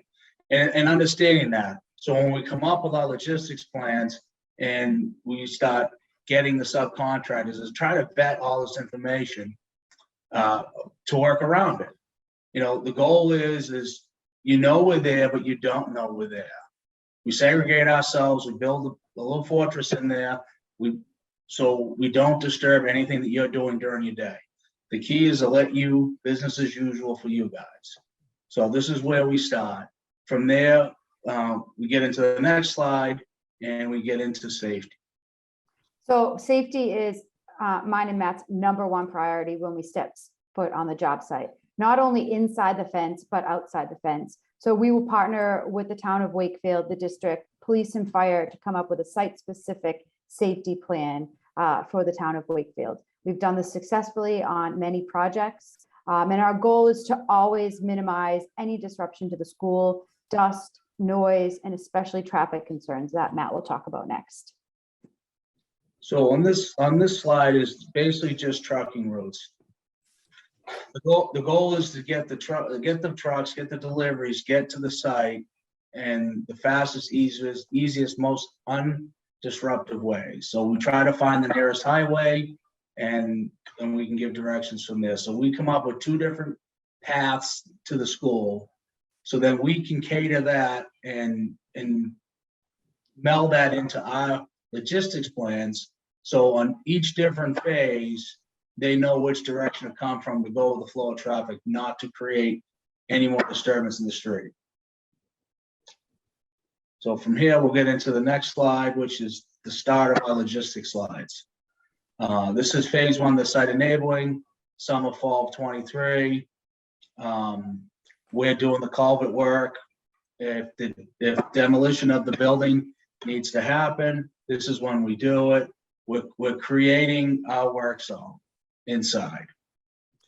And I think what's important about this slide is in yellow, you can see that these are potential locations to maximize the parking for the school during the summer. We understand that some of the parking on site right now will be inside our fence when school opens in the fall. So we'd like to explore opportunities to maximize the parking for the school, and also make sure that we set up site-specific safety signage so it's very clear and concise for anybody that's going to be on site, their safe path of travel. Okay, as we get into phase 1B, we are now contained, the site fence is up, doing the pad prep. Pad prep is a common theme. It's getting ready, all the site work that you need to do to be able to start foundations. Everything's contained, the culvert work, temporary and utility tie-ins, drainage, the retaining wall, things like that is getting ready for foundations. And during this time, when the school is back in session in the fall of 2023, it's business as usual. So how you are getting kids into the school, where the buses and the parent drop-off is currently, is what will happen during this first phase of this project. Okay, from here we get into 1C, which is the actual building construction. Again, we're contained. Construction, I know, as Lauren mentioned before, parking is a hot topic. There isn't enough for you to start with, and we try to maintain and give you at least what you already have. So construction, the work is where do they park? So we take sections. Ideally, there's an area at the wayside as a possibility. We limit areas on site, but we try to keep everything inside the fence, and we will not take any of the parking that we have labeled for you guys.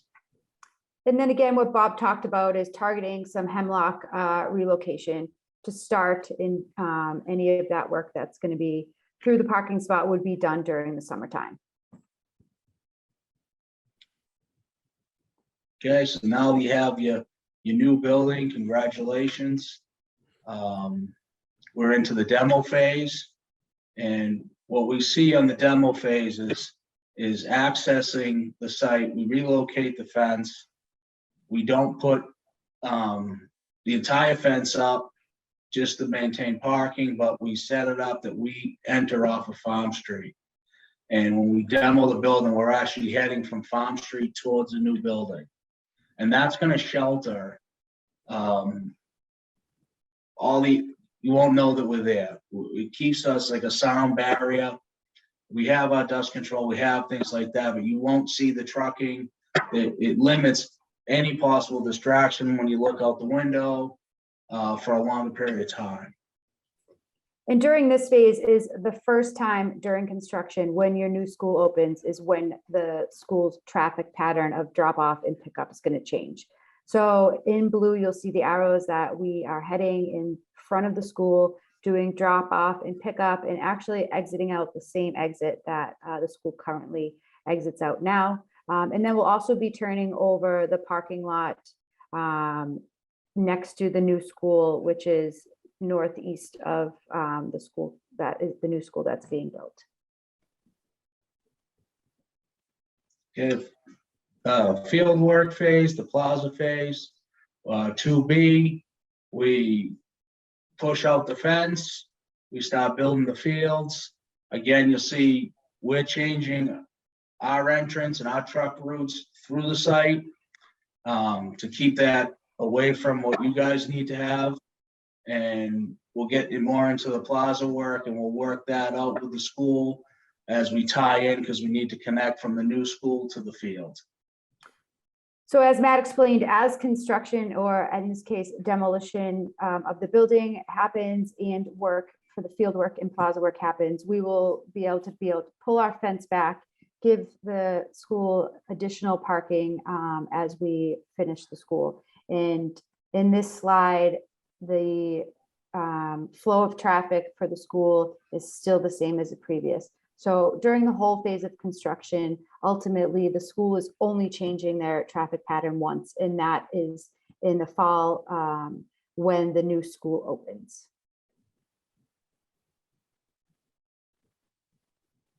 And now your project's complete. So you've seen our ideas on logistics. We take these logistics plans and site-specific safety documents that are ultimately agreed upon by the entire project team and town agencies. And we include these documents as part of the project bid packages to help ensure an understanding of our sequencing and logistics for the bidders, which will help drive down their costs at bid time. Another way we help drive down costs is through MEP coordination. MEP and steel coordination are critical aspects to a successful construction project. During this, procuring the steel as quickly as possible will open up large amounts of work for other trades and help keep the project on schedule. When steel arrives on site, it needs to be properly detailed and coordinated with the various MEPs, and in doing so, will save time and money. We will start this review and coordination early on in the design process and look for opportunities to improve layouts, as well as verification that the MEP layouts will work within the different spaces of the school, with the end goal being no modifications to the architecture of the spaces and keeping the MEPs out of sight and out of mind. Personally, this is my favorite part of the project, being able to see all the MEPs on the screen and help doing that coordination, and then being able to implement and install them in the field is really rewarding. And that's one of the parts that I enjoy the most about the project. Great, thank you. We're going to move into some discussion around the budget, and I'm going to turn it over to Dave Barksdale, Senior Estimator, to talk. Well, great job, team. Lauren, Joe, Matt, Brian. I mean, you guys already planned, and yeah, Joe, you completed the job right on time in 2007. And great job. But it's real important to basically build a job, plan for it, prep for it. It helps me as an estimator know all the elements that I need to include in the estimate. Designing and building to a fixed budget is a highly collaborative process. We need to establish clear and common goals. And we need to monitor and maintain the budget in order to have a predictable outcome, accurate budget, deliver on time with the highest quality product. What you see here are comparable projects. We analyze the Wakefield budget. Not only me, but we really work as a team here at Shawmut. We collaborate. I have a lot of confidence, but I also value teamwork. I sat down with our Director of Estimating, our Chief Estimator. We reviewed the PSR, we reviewed the escalation that was noted in the PSR. We correlated that with our data. And here you see some comparisons. We believe that the Wakefield budget will be successful. We believe, though, that it will take hard work, as Ryan noted in Ashland. We are prepared, and we are successful at coming in on budget and under budget. And, you know, the key thing is to make sure that the owner is successful, to come in with a guaranteed maximum price, achieving the client's goals on budget. Below are just a few examples of projects that we've achieved this, and we achieve this on every MSBA project.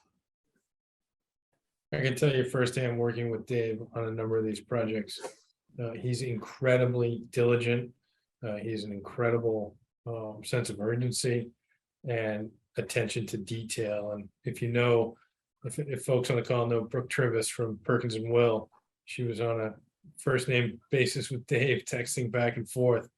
We're pretty proud that Bill Ricca ended up on the cover of Architectural Record, also in a challenging time for creating that budget. A beautiful project, and I love working with Dave. Real-time market impact on the budget. It was one of the questions. It's top of mind. It's, you know, we're reading it in the papers every day, and folks in the industry are seeing it. I think, not to cut to the chase here, but the most important thing we can do for the town of Wakefield and for the design of this building, knowing this building is going to be here for the next 100 years, is not to overreact to market spikes, not to over-escalate our estimates through pre-construction, and not to add contingencies upon contingencies that may or may not come true. Working with Dave closely and working with the Shawmut team, we're going to drive this budget to give you the best value. We're going to do that through regular updates of material costs and commodity pricing, supply chain issues that impact you specifically. Some of my examples on Ashland and Wakefield point to that, to really understand break apart the specifications, make sure that you're getting every opportunity for value. We're going to recommend design alternates, which is not just simply cutting program or square footage. It's going to be coming up with creative solutions to things like the site utilities that can really help drive efficiencies and drive the cost of site work down so that you can invest more above the ground in your building. We're committed to the town of Wakefield, to Left Field and SMMA to do that throughout pre-construction. Next slide, Joe. Couple more things to talk about, how we can bring value. We're very proud of our commitment to diversity, both as a company and in the construction market throughout Massachusetts. We're thrilled that the MSBA has made this requirements on the projects. Top right of the screen, we've had tremendous participation in the last 5 years with MBE and WBE contractors. We bring that database and those personal names and companies to this process to help drive that goal. Our company is 33% female, which is in an industry of, with the industry average of 9, we're very proud of that. So we're going to bring those goals to you and help you meet those requirements throughout the process.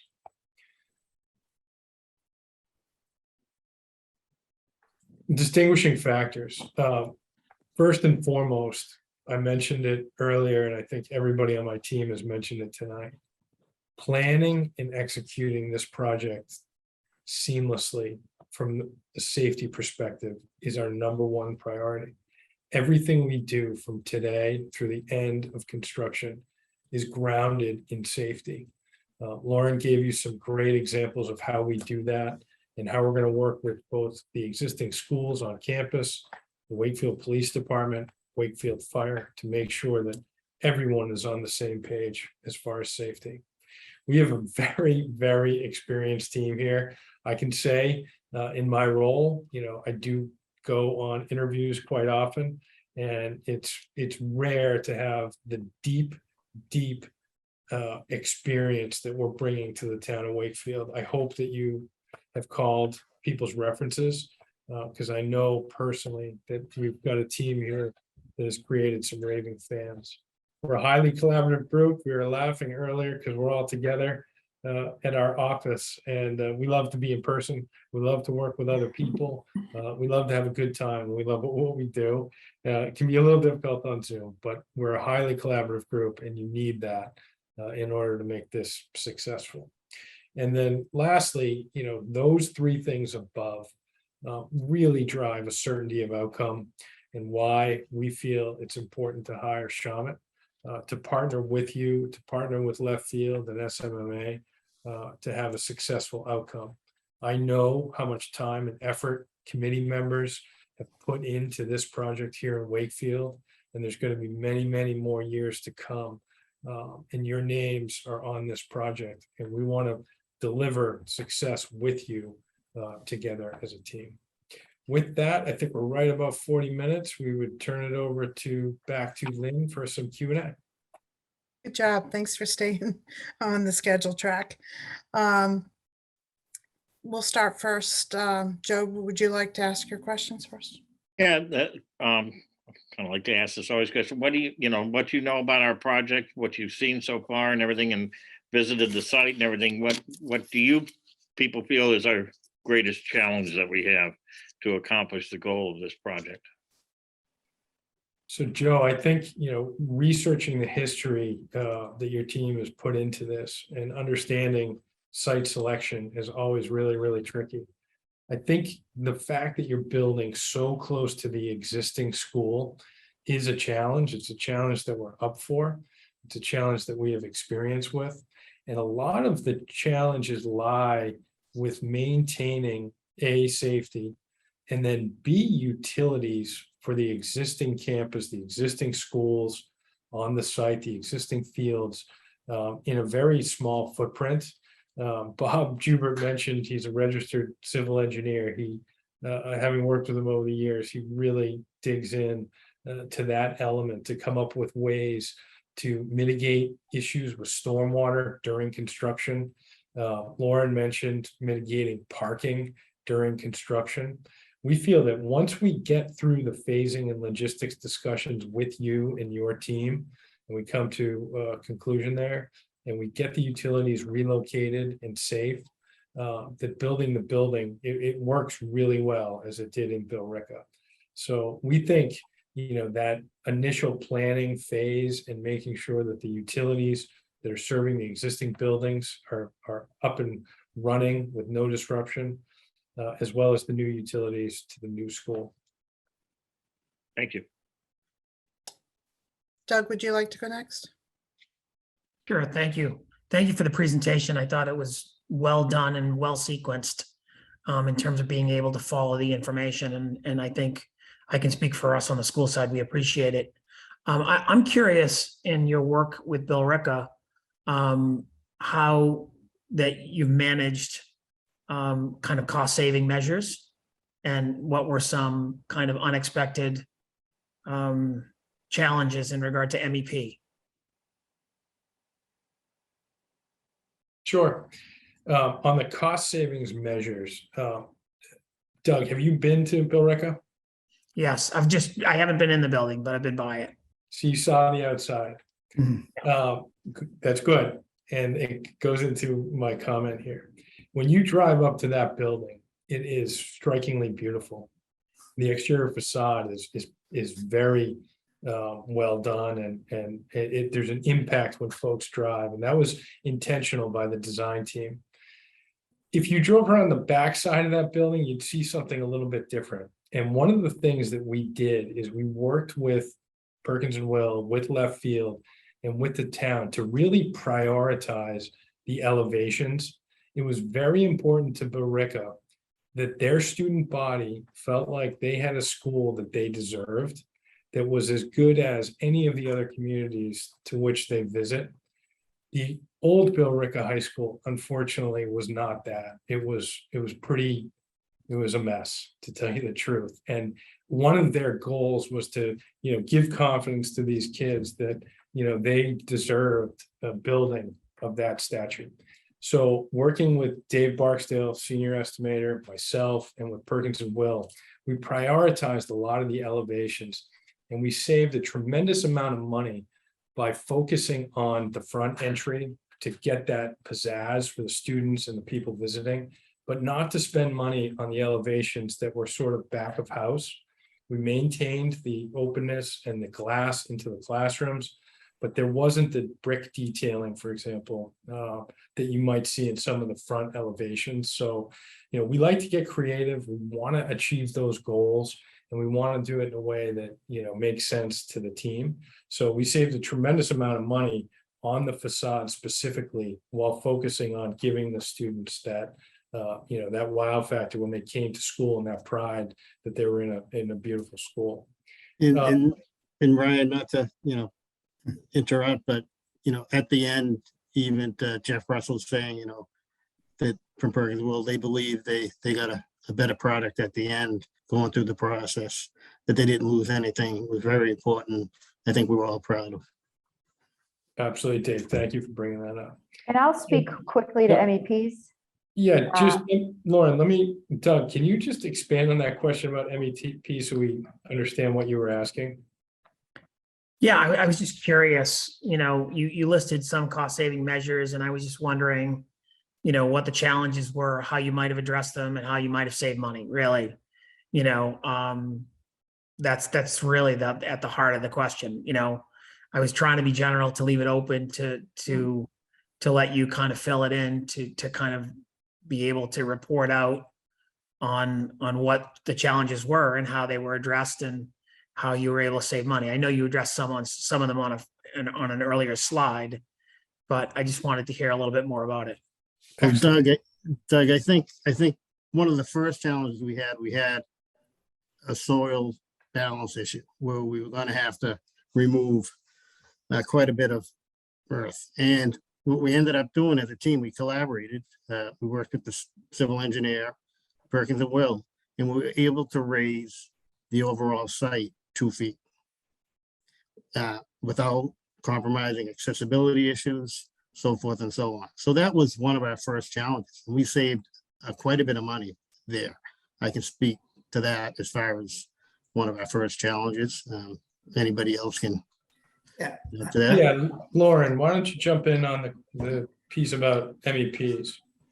Sure. So the biggest part of this project was Bill Rickard had an open atrium in the project. It went from the ground floor all the way to the roof. And the mechanical room was on one side of the building. So one of the biggest challenges is how do we get all the mechanicals from the mechanical room through an open atrium without them being seen? And we did that through our MEP coordination process. And I think the most important part of the MEP coordination process is that you get to understand where things fit, how the pipes fit, where your access panels need to go, where your valves need to go, and where there's a no-fly zone. So right on our coordination drawings, we had those no-fly zones. So when you're putting up the mechanical systems in the ductwork, in the pipes, in the field, you're not rerouting things around. You're not going back to the drawing board to figure out a better way. You already have that way. And it really helps the whole entire team understand where things need to fit within the process, and you're not coming back and trying to find something different. And I think Joe does a great job in the beginning because it really starts with steel to make sure that the steel is in the right elevation to fit the MEPs, because there was such a large portion of the project that was basically a no-fly zone. So I think that adds value right there. And Lauren, I can't help but chime in about our atrium smoke exhaust system. Yes. And how, we're really proud of the work we put into that. I mean, a year ahead of the startup of that system, we held a meeting with all of the suppliers, the vendors, and it was the door hardware guy who actually identified a problem that we had to deal with. And we did it a year in advance. So it was really not a big deal to deal with. We were able to run conduits through the floor. We realized that we needed a UPS added to the project, so that, because if the doors would actually forget where they were, if they lost power, and they wouldn't be able to operate. So instead of having like this huge change order, we had to add something at the very last minute. We learned about this well in advance. We work with the design team to say, okay, we get it. We got to do something here. And we actually there's a little closet in the gymnasium, way out of the room of everything, where all of these control panels go, and the UPS is up in the electric room. But we got all this and we got it in stride. And I look at that lobby, I say, we saved that lobby because it's as originally designed, and we didn't have to implement any kind of, last minute fixes to the project. So where it's an example where we didn't necessarily save money, but we certainly didn't spend a lot of money. We certainly saved the opportunity of spending a lot of money that we hadn't anticipated. So that's the kind of level of detail that this team honestly brings to the project. Thank you. Chip, would you like to go next? Can you hear me? Yes. Yes. Yes. I'm still technically challenged. I guess my world comes more back to the budget and the GMP and bringing a construction manager on board now. And I guess I'd like you to speak to what your views on contingencies are, how you feel we can develop a GMP with the escalation that we're seeing in the world and economy today, and how we can still be on budget and deliver a product on time, because that's the most important thing. We'll have a tight budget, we'll have a tight time frame, yet we pride ourselves on delivering a project on time and on budget. So I'd just like you to address those couple issues. Absolutely. Thank you for that question, because it's so critically important right now. We're seeing, disruptions. It really does take an incredible team effort now more than ever, with the issues that are happening in the market, staying together as a cohesive team, communicating constantly about where we stand with current pricing. Not overreacting. I mentioned that earlier. I think that's critically important. It would be very easy for a contractor to come in and throw wild escalation numbers, big contingencies and what if scenarios.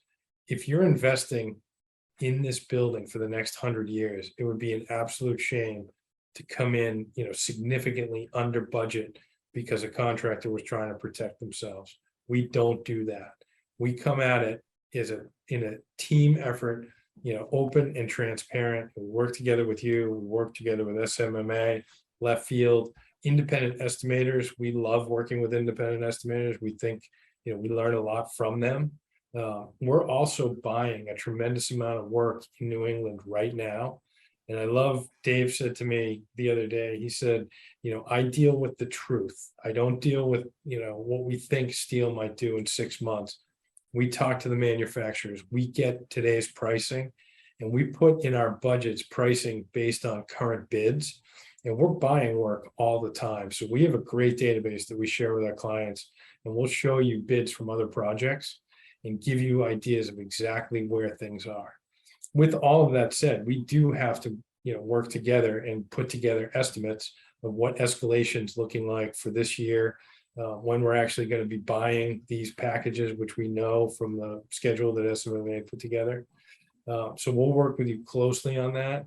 And, we want to have the responsible number. We don't want to be overly conservative. We don't want to be overly aggressive. We know that you have to deliver this on budget, on time. Dave Barksdale, anything to add there? Any specifics? Well, I think the example of Ashland is a great example, Chip. I think, what was accomplished there was fantastic without taking any program. It was a great example. I mean, it happened totally unexpectedly. At least now we're all hyper aware, and we're always monitoring the market more so now than ever. That's a great example. I think another thing is that that I'm a very highly detailed person. And I really think that helps the process, because if we have to make any value management adjustments, we can do them quickly and efficiently and with confidence. It's not let's cut 30,000 here. It's my estimates. You'll see references to page sheets, section numbers. You'll see door numbers. You'll see. I'm very detailed, and I think it really helps in the end manage the budget, because you see everything.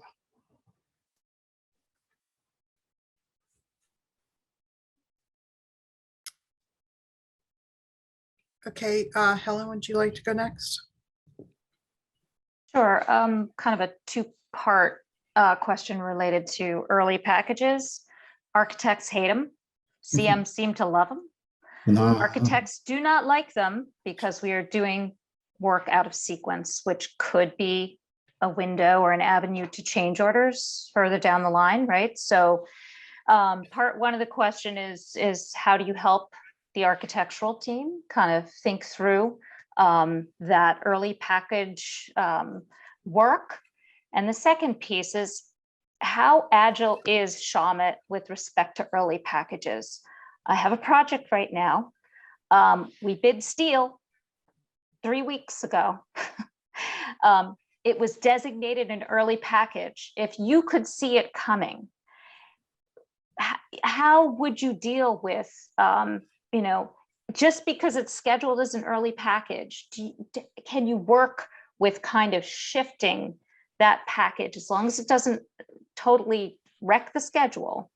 How agile are you is really at the base of that piece of the question. Well, I think I'll take that one. We've worked on projects with early packages, and we recognize the advantages and the disadvantages of them. On this particular project, we don't really see an advantage. I mean, typical, in a world where you have very reliable supply chains, I think it made a little more sense, because you could start a project and you knew things were going to come along, and you weren't going to all trip and fall. I think in this environment where there's more complex problems with supply chains, it's a higher risk to start an early project with early bid package. It also always has the intrinsic risk of releasing steel before you have the MEP coordination done. Okay, and I know Joe and Lauren, we wrestle with this all the time. So I think I would only recommend it, not on this project, but on a project where there really was a true advantage for it.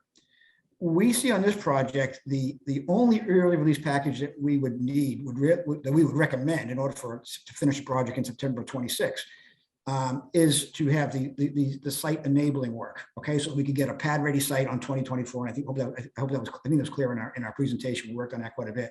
So yeah, that's what I think can be done, and I think that's a very doable project because it's really a civil project. And I think in doing so, there's another advantage to the project in doing that, because that's going to be a small package. It's going to be an attractive package for a site contractor. It's also going to be a known cost when we put it out for bid in early 2023. So you have the advantage of sort of locking in that cost and eliminating that risk. So that's really all we see as an early package. One other thing we've done before is like on the 90% set, without this designers issuing another set, it might be an advantage to releasing the site seal and concrete on the 90%. If again, as a team made a decision that was the right thing to do for a schedule advantage. But that was the only thing we'd recommend for this project.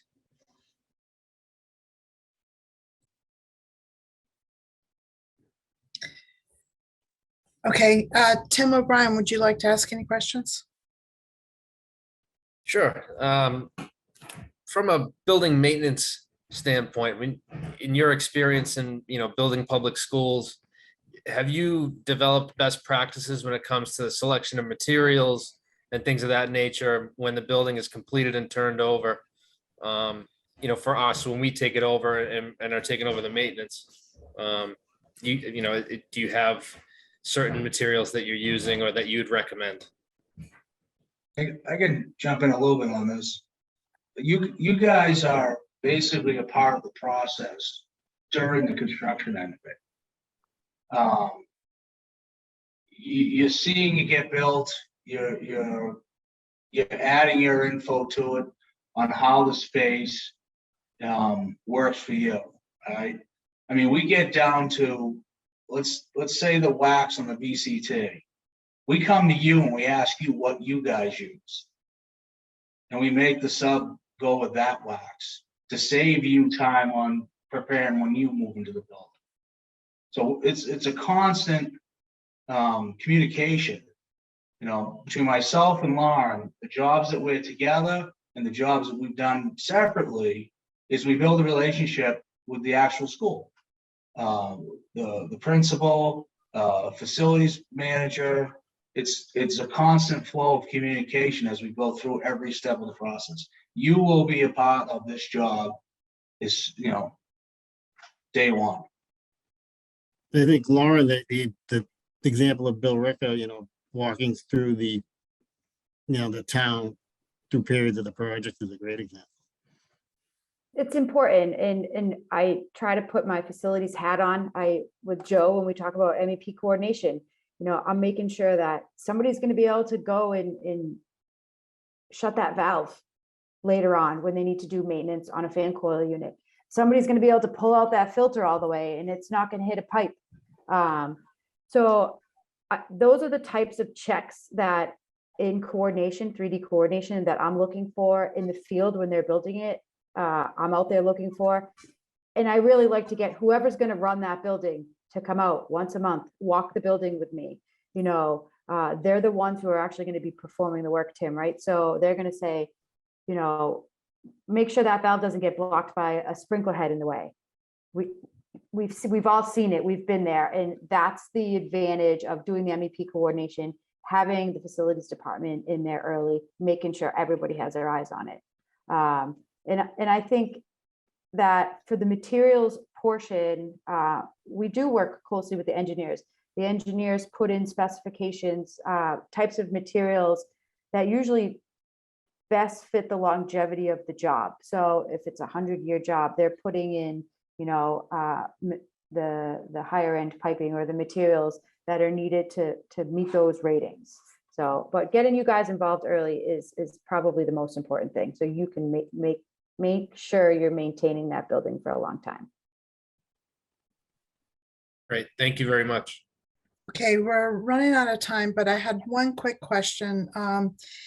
In regard, should this project go with geothermal, what is your opinion on how we could accomplish that logistics wise, given that we're going to be opening the new school prior to demoing the existing school.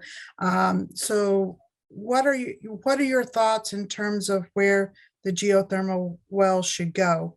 And what's your experience in that regard? Lynn, I'm gonna be completely and totally honest here. I don't have the answer to that. It's something that we can take as a takeaway.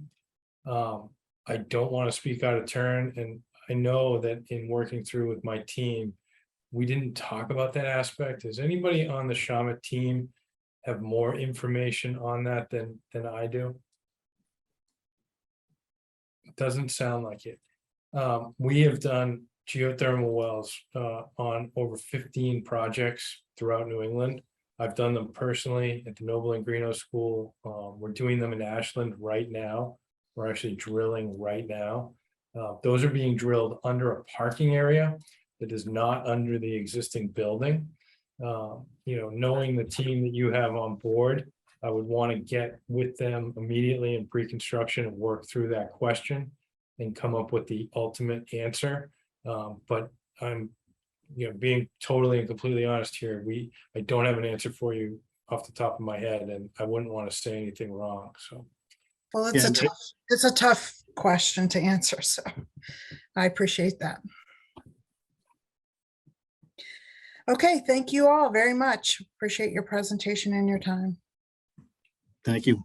thank you, everybody. Have a good evening. Thank you. Too. Bye-bye.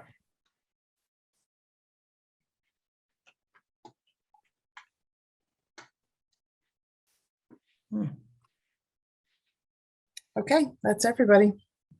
So we'll try to make the transition between CM firms go a little bit smoother tomorrow night. We're going to talk to Sherry and see about having a breakout room set up so that we can hold them in a bay if we go over. And I don't know if you guys want to have any discussion tonight or if you want to hold all discussion until tomorrow night.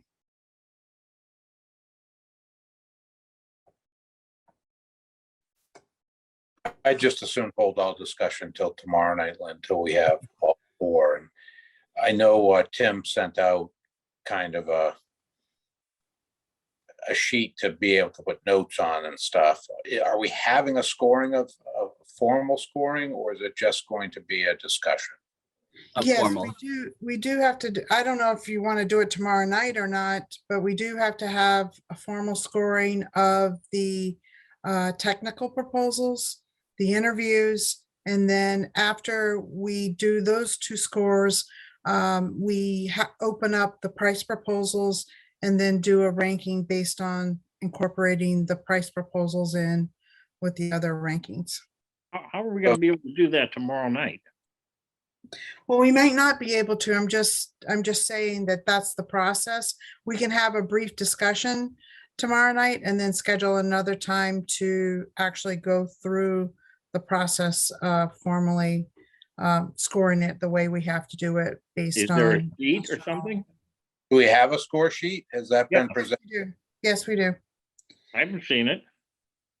You got the evaluation matrix as part of your package. So we made sure that all proposals had all of the requirements of the RFP.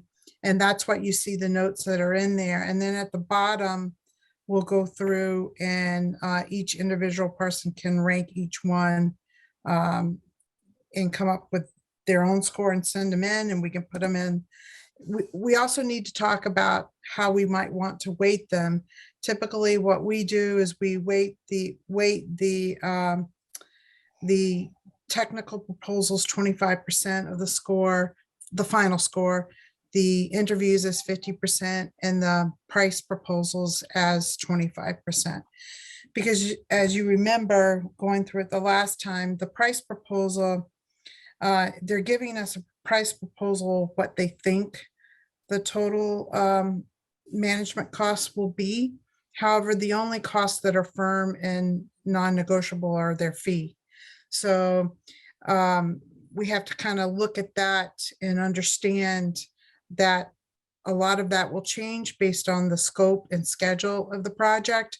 And understand what part of it is a steadfast fee and what part of it is a projected potential fee. So at the end, you know, we put in the scores on all of them. I can send you that weighted matrix if you want to take a look at it. I think it's better to talk about it and explain it as we go, but I can at least send it to you so you can see what it looks like.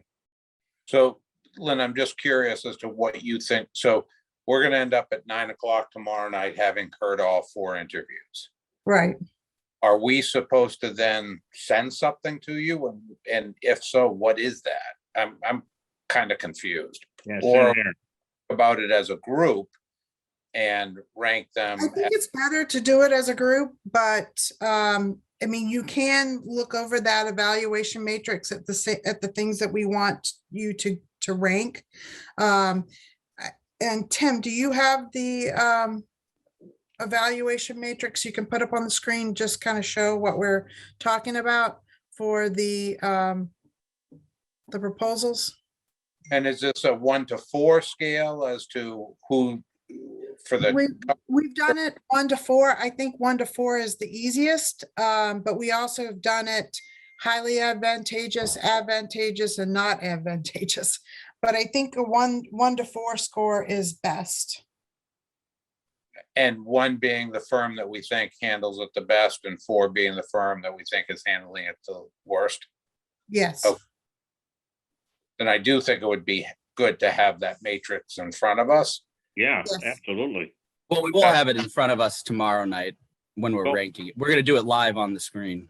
We'll be sharing our screen and you'll give your feedback. We're going to send it to you in advance. We'll definitely do that. Yeah. I'll try to explain it, but sometimes it's easier to look at while you're explaining it. That's why I was Yeah, asking if you had the matrix available.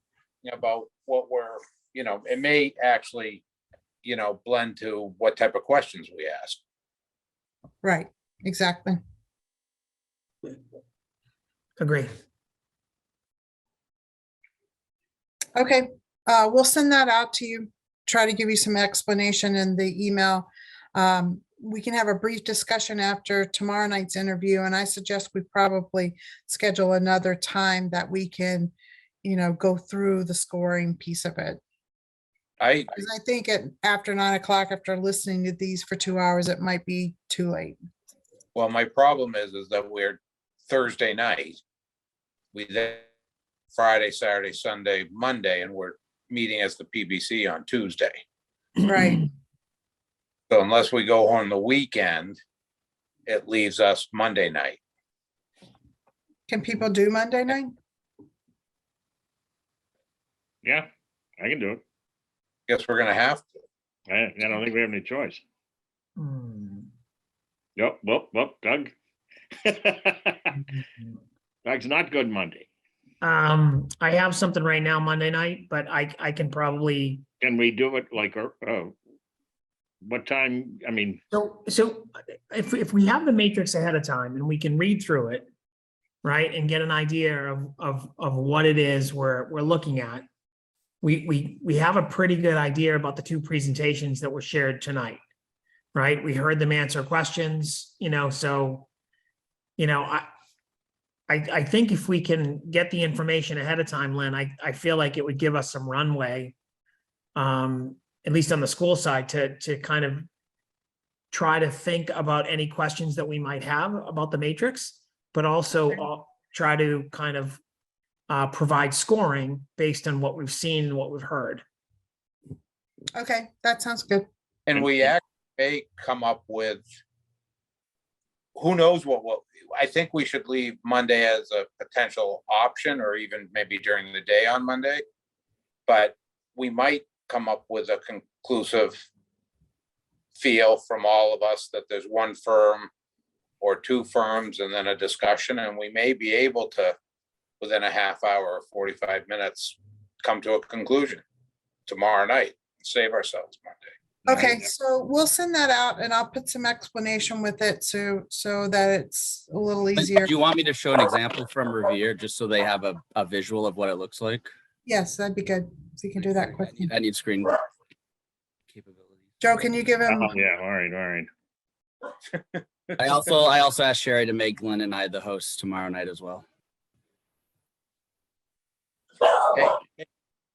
And what you send us tomorrow, Lynn and Tim, is will already be filled out for the technical review of the proposals, or no? For the technical, Tim, I thought you sent that spreadsheet out. That is the I didn't technical see anything. proposal. No, Did you Okay. see anything, Helen? Not I did not. Oh, okay. I thought it was just me. I did the same thing. I looked at my emails again. I didn't know. Okay, well, we'll send it out because we have filled out the technical one. 'Cause Okay. basically all it is checking the boxes for each of those. Understand. And then there's a little section at the bottom where you can rank it 1, 2, 3, 4 for each of the, for each firm has a column. And for each of the categories where you have an opinion on, you rank it 1, 2, 3, 4. You can go ahead and do those for Shawmut and Skanska since we already had them tonight. Right. But we make against the other two. Yeah, but we got it. None of it's 1, 2, 3, 4. We can't wait till it's over. Oh, yeah, that's true. Because sometimes we do it high, like I said, highly, we do it differently, but that's a little harder to score when you do it that way. I Tim, like one. we can't see anything, Tim. Yeah, I know my whole computer's frozen. Okay, Oh. we'll send All it. right, let's send it as early tomorrow as you can. All Okay. right, I can hear you. Lynn, to be clear, the voting, the Chip and I voting, correct? Yes, You and Doug, is that correct? correct. Okay. Mark, you have a question? Mark?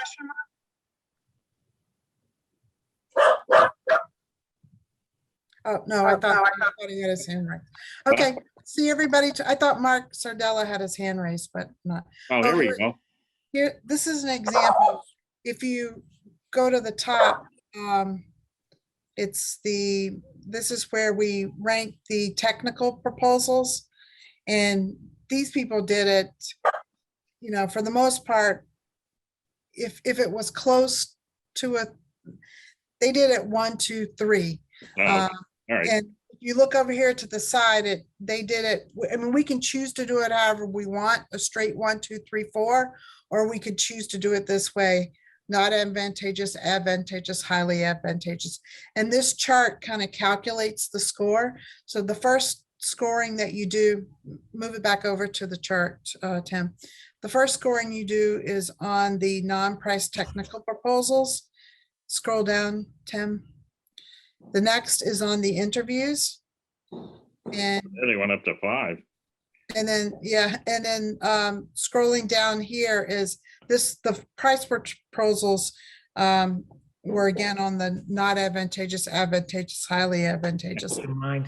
They did that and then, excuse me, moving down to the bottom, when you looked at the total scores, it calculates all of those, and that's how we ended up with Consigli as the #1 on the Revere High School project.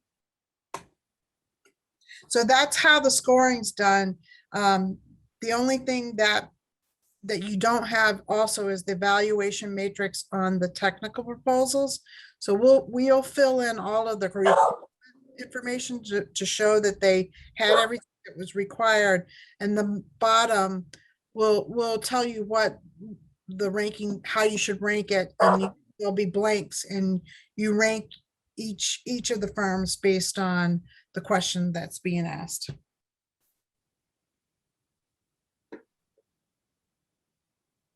Okay, thank you.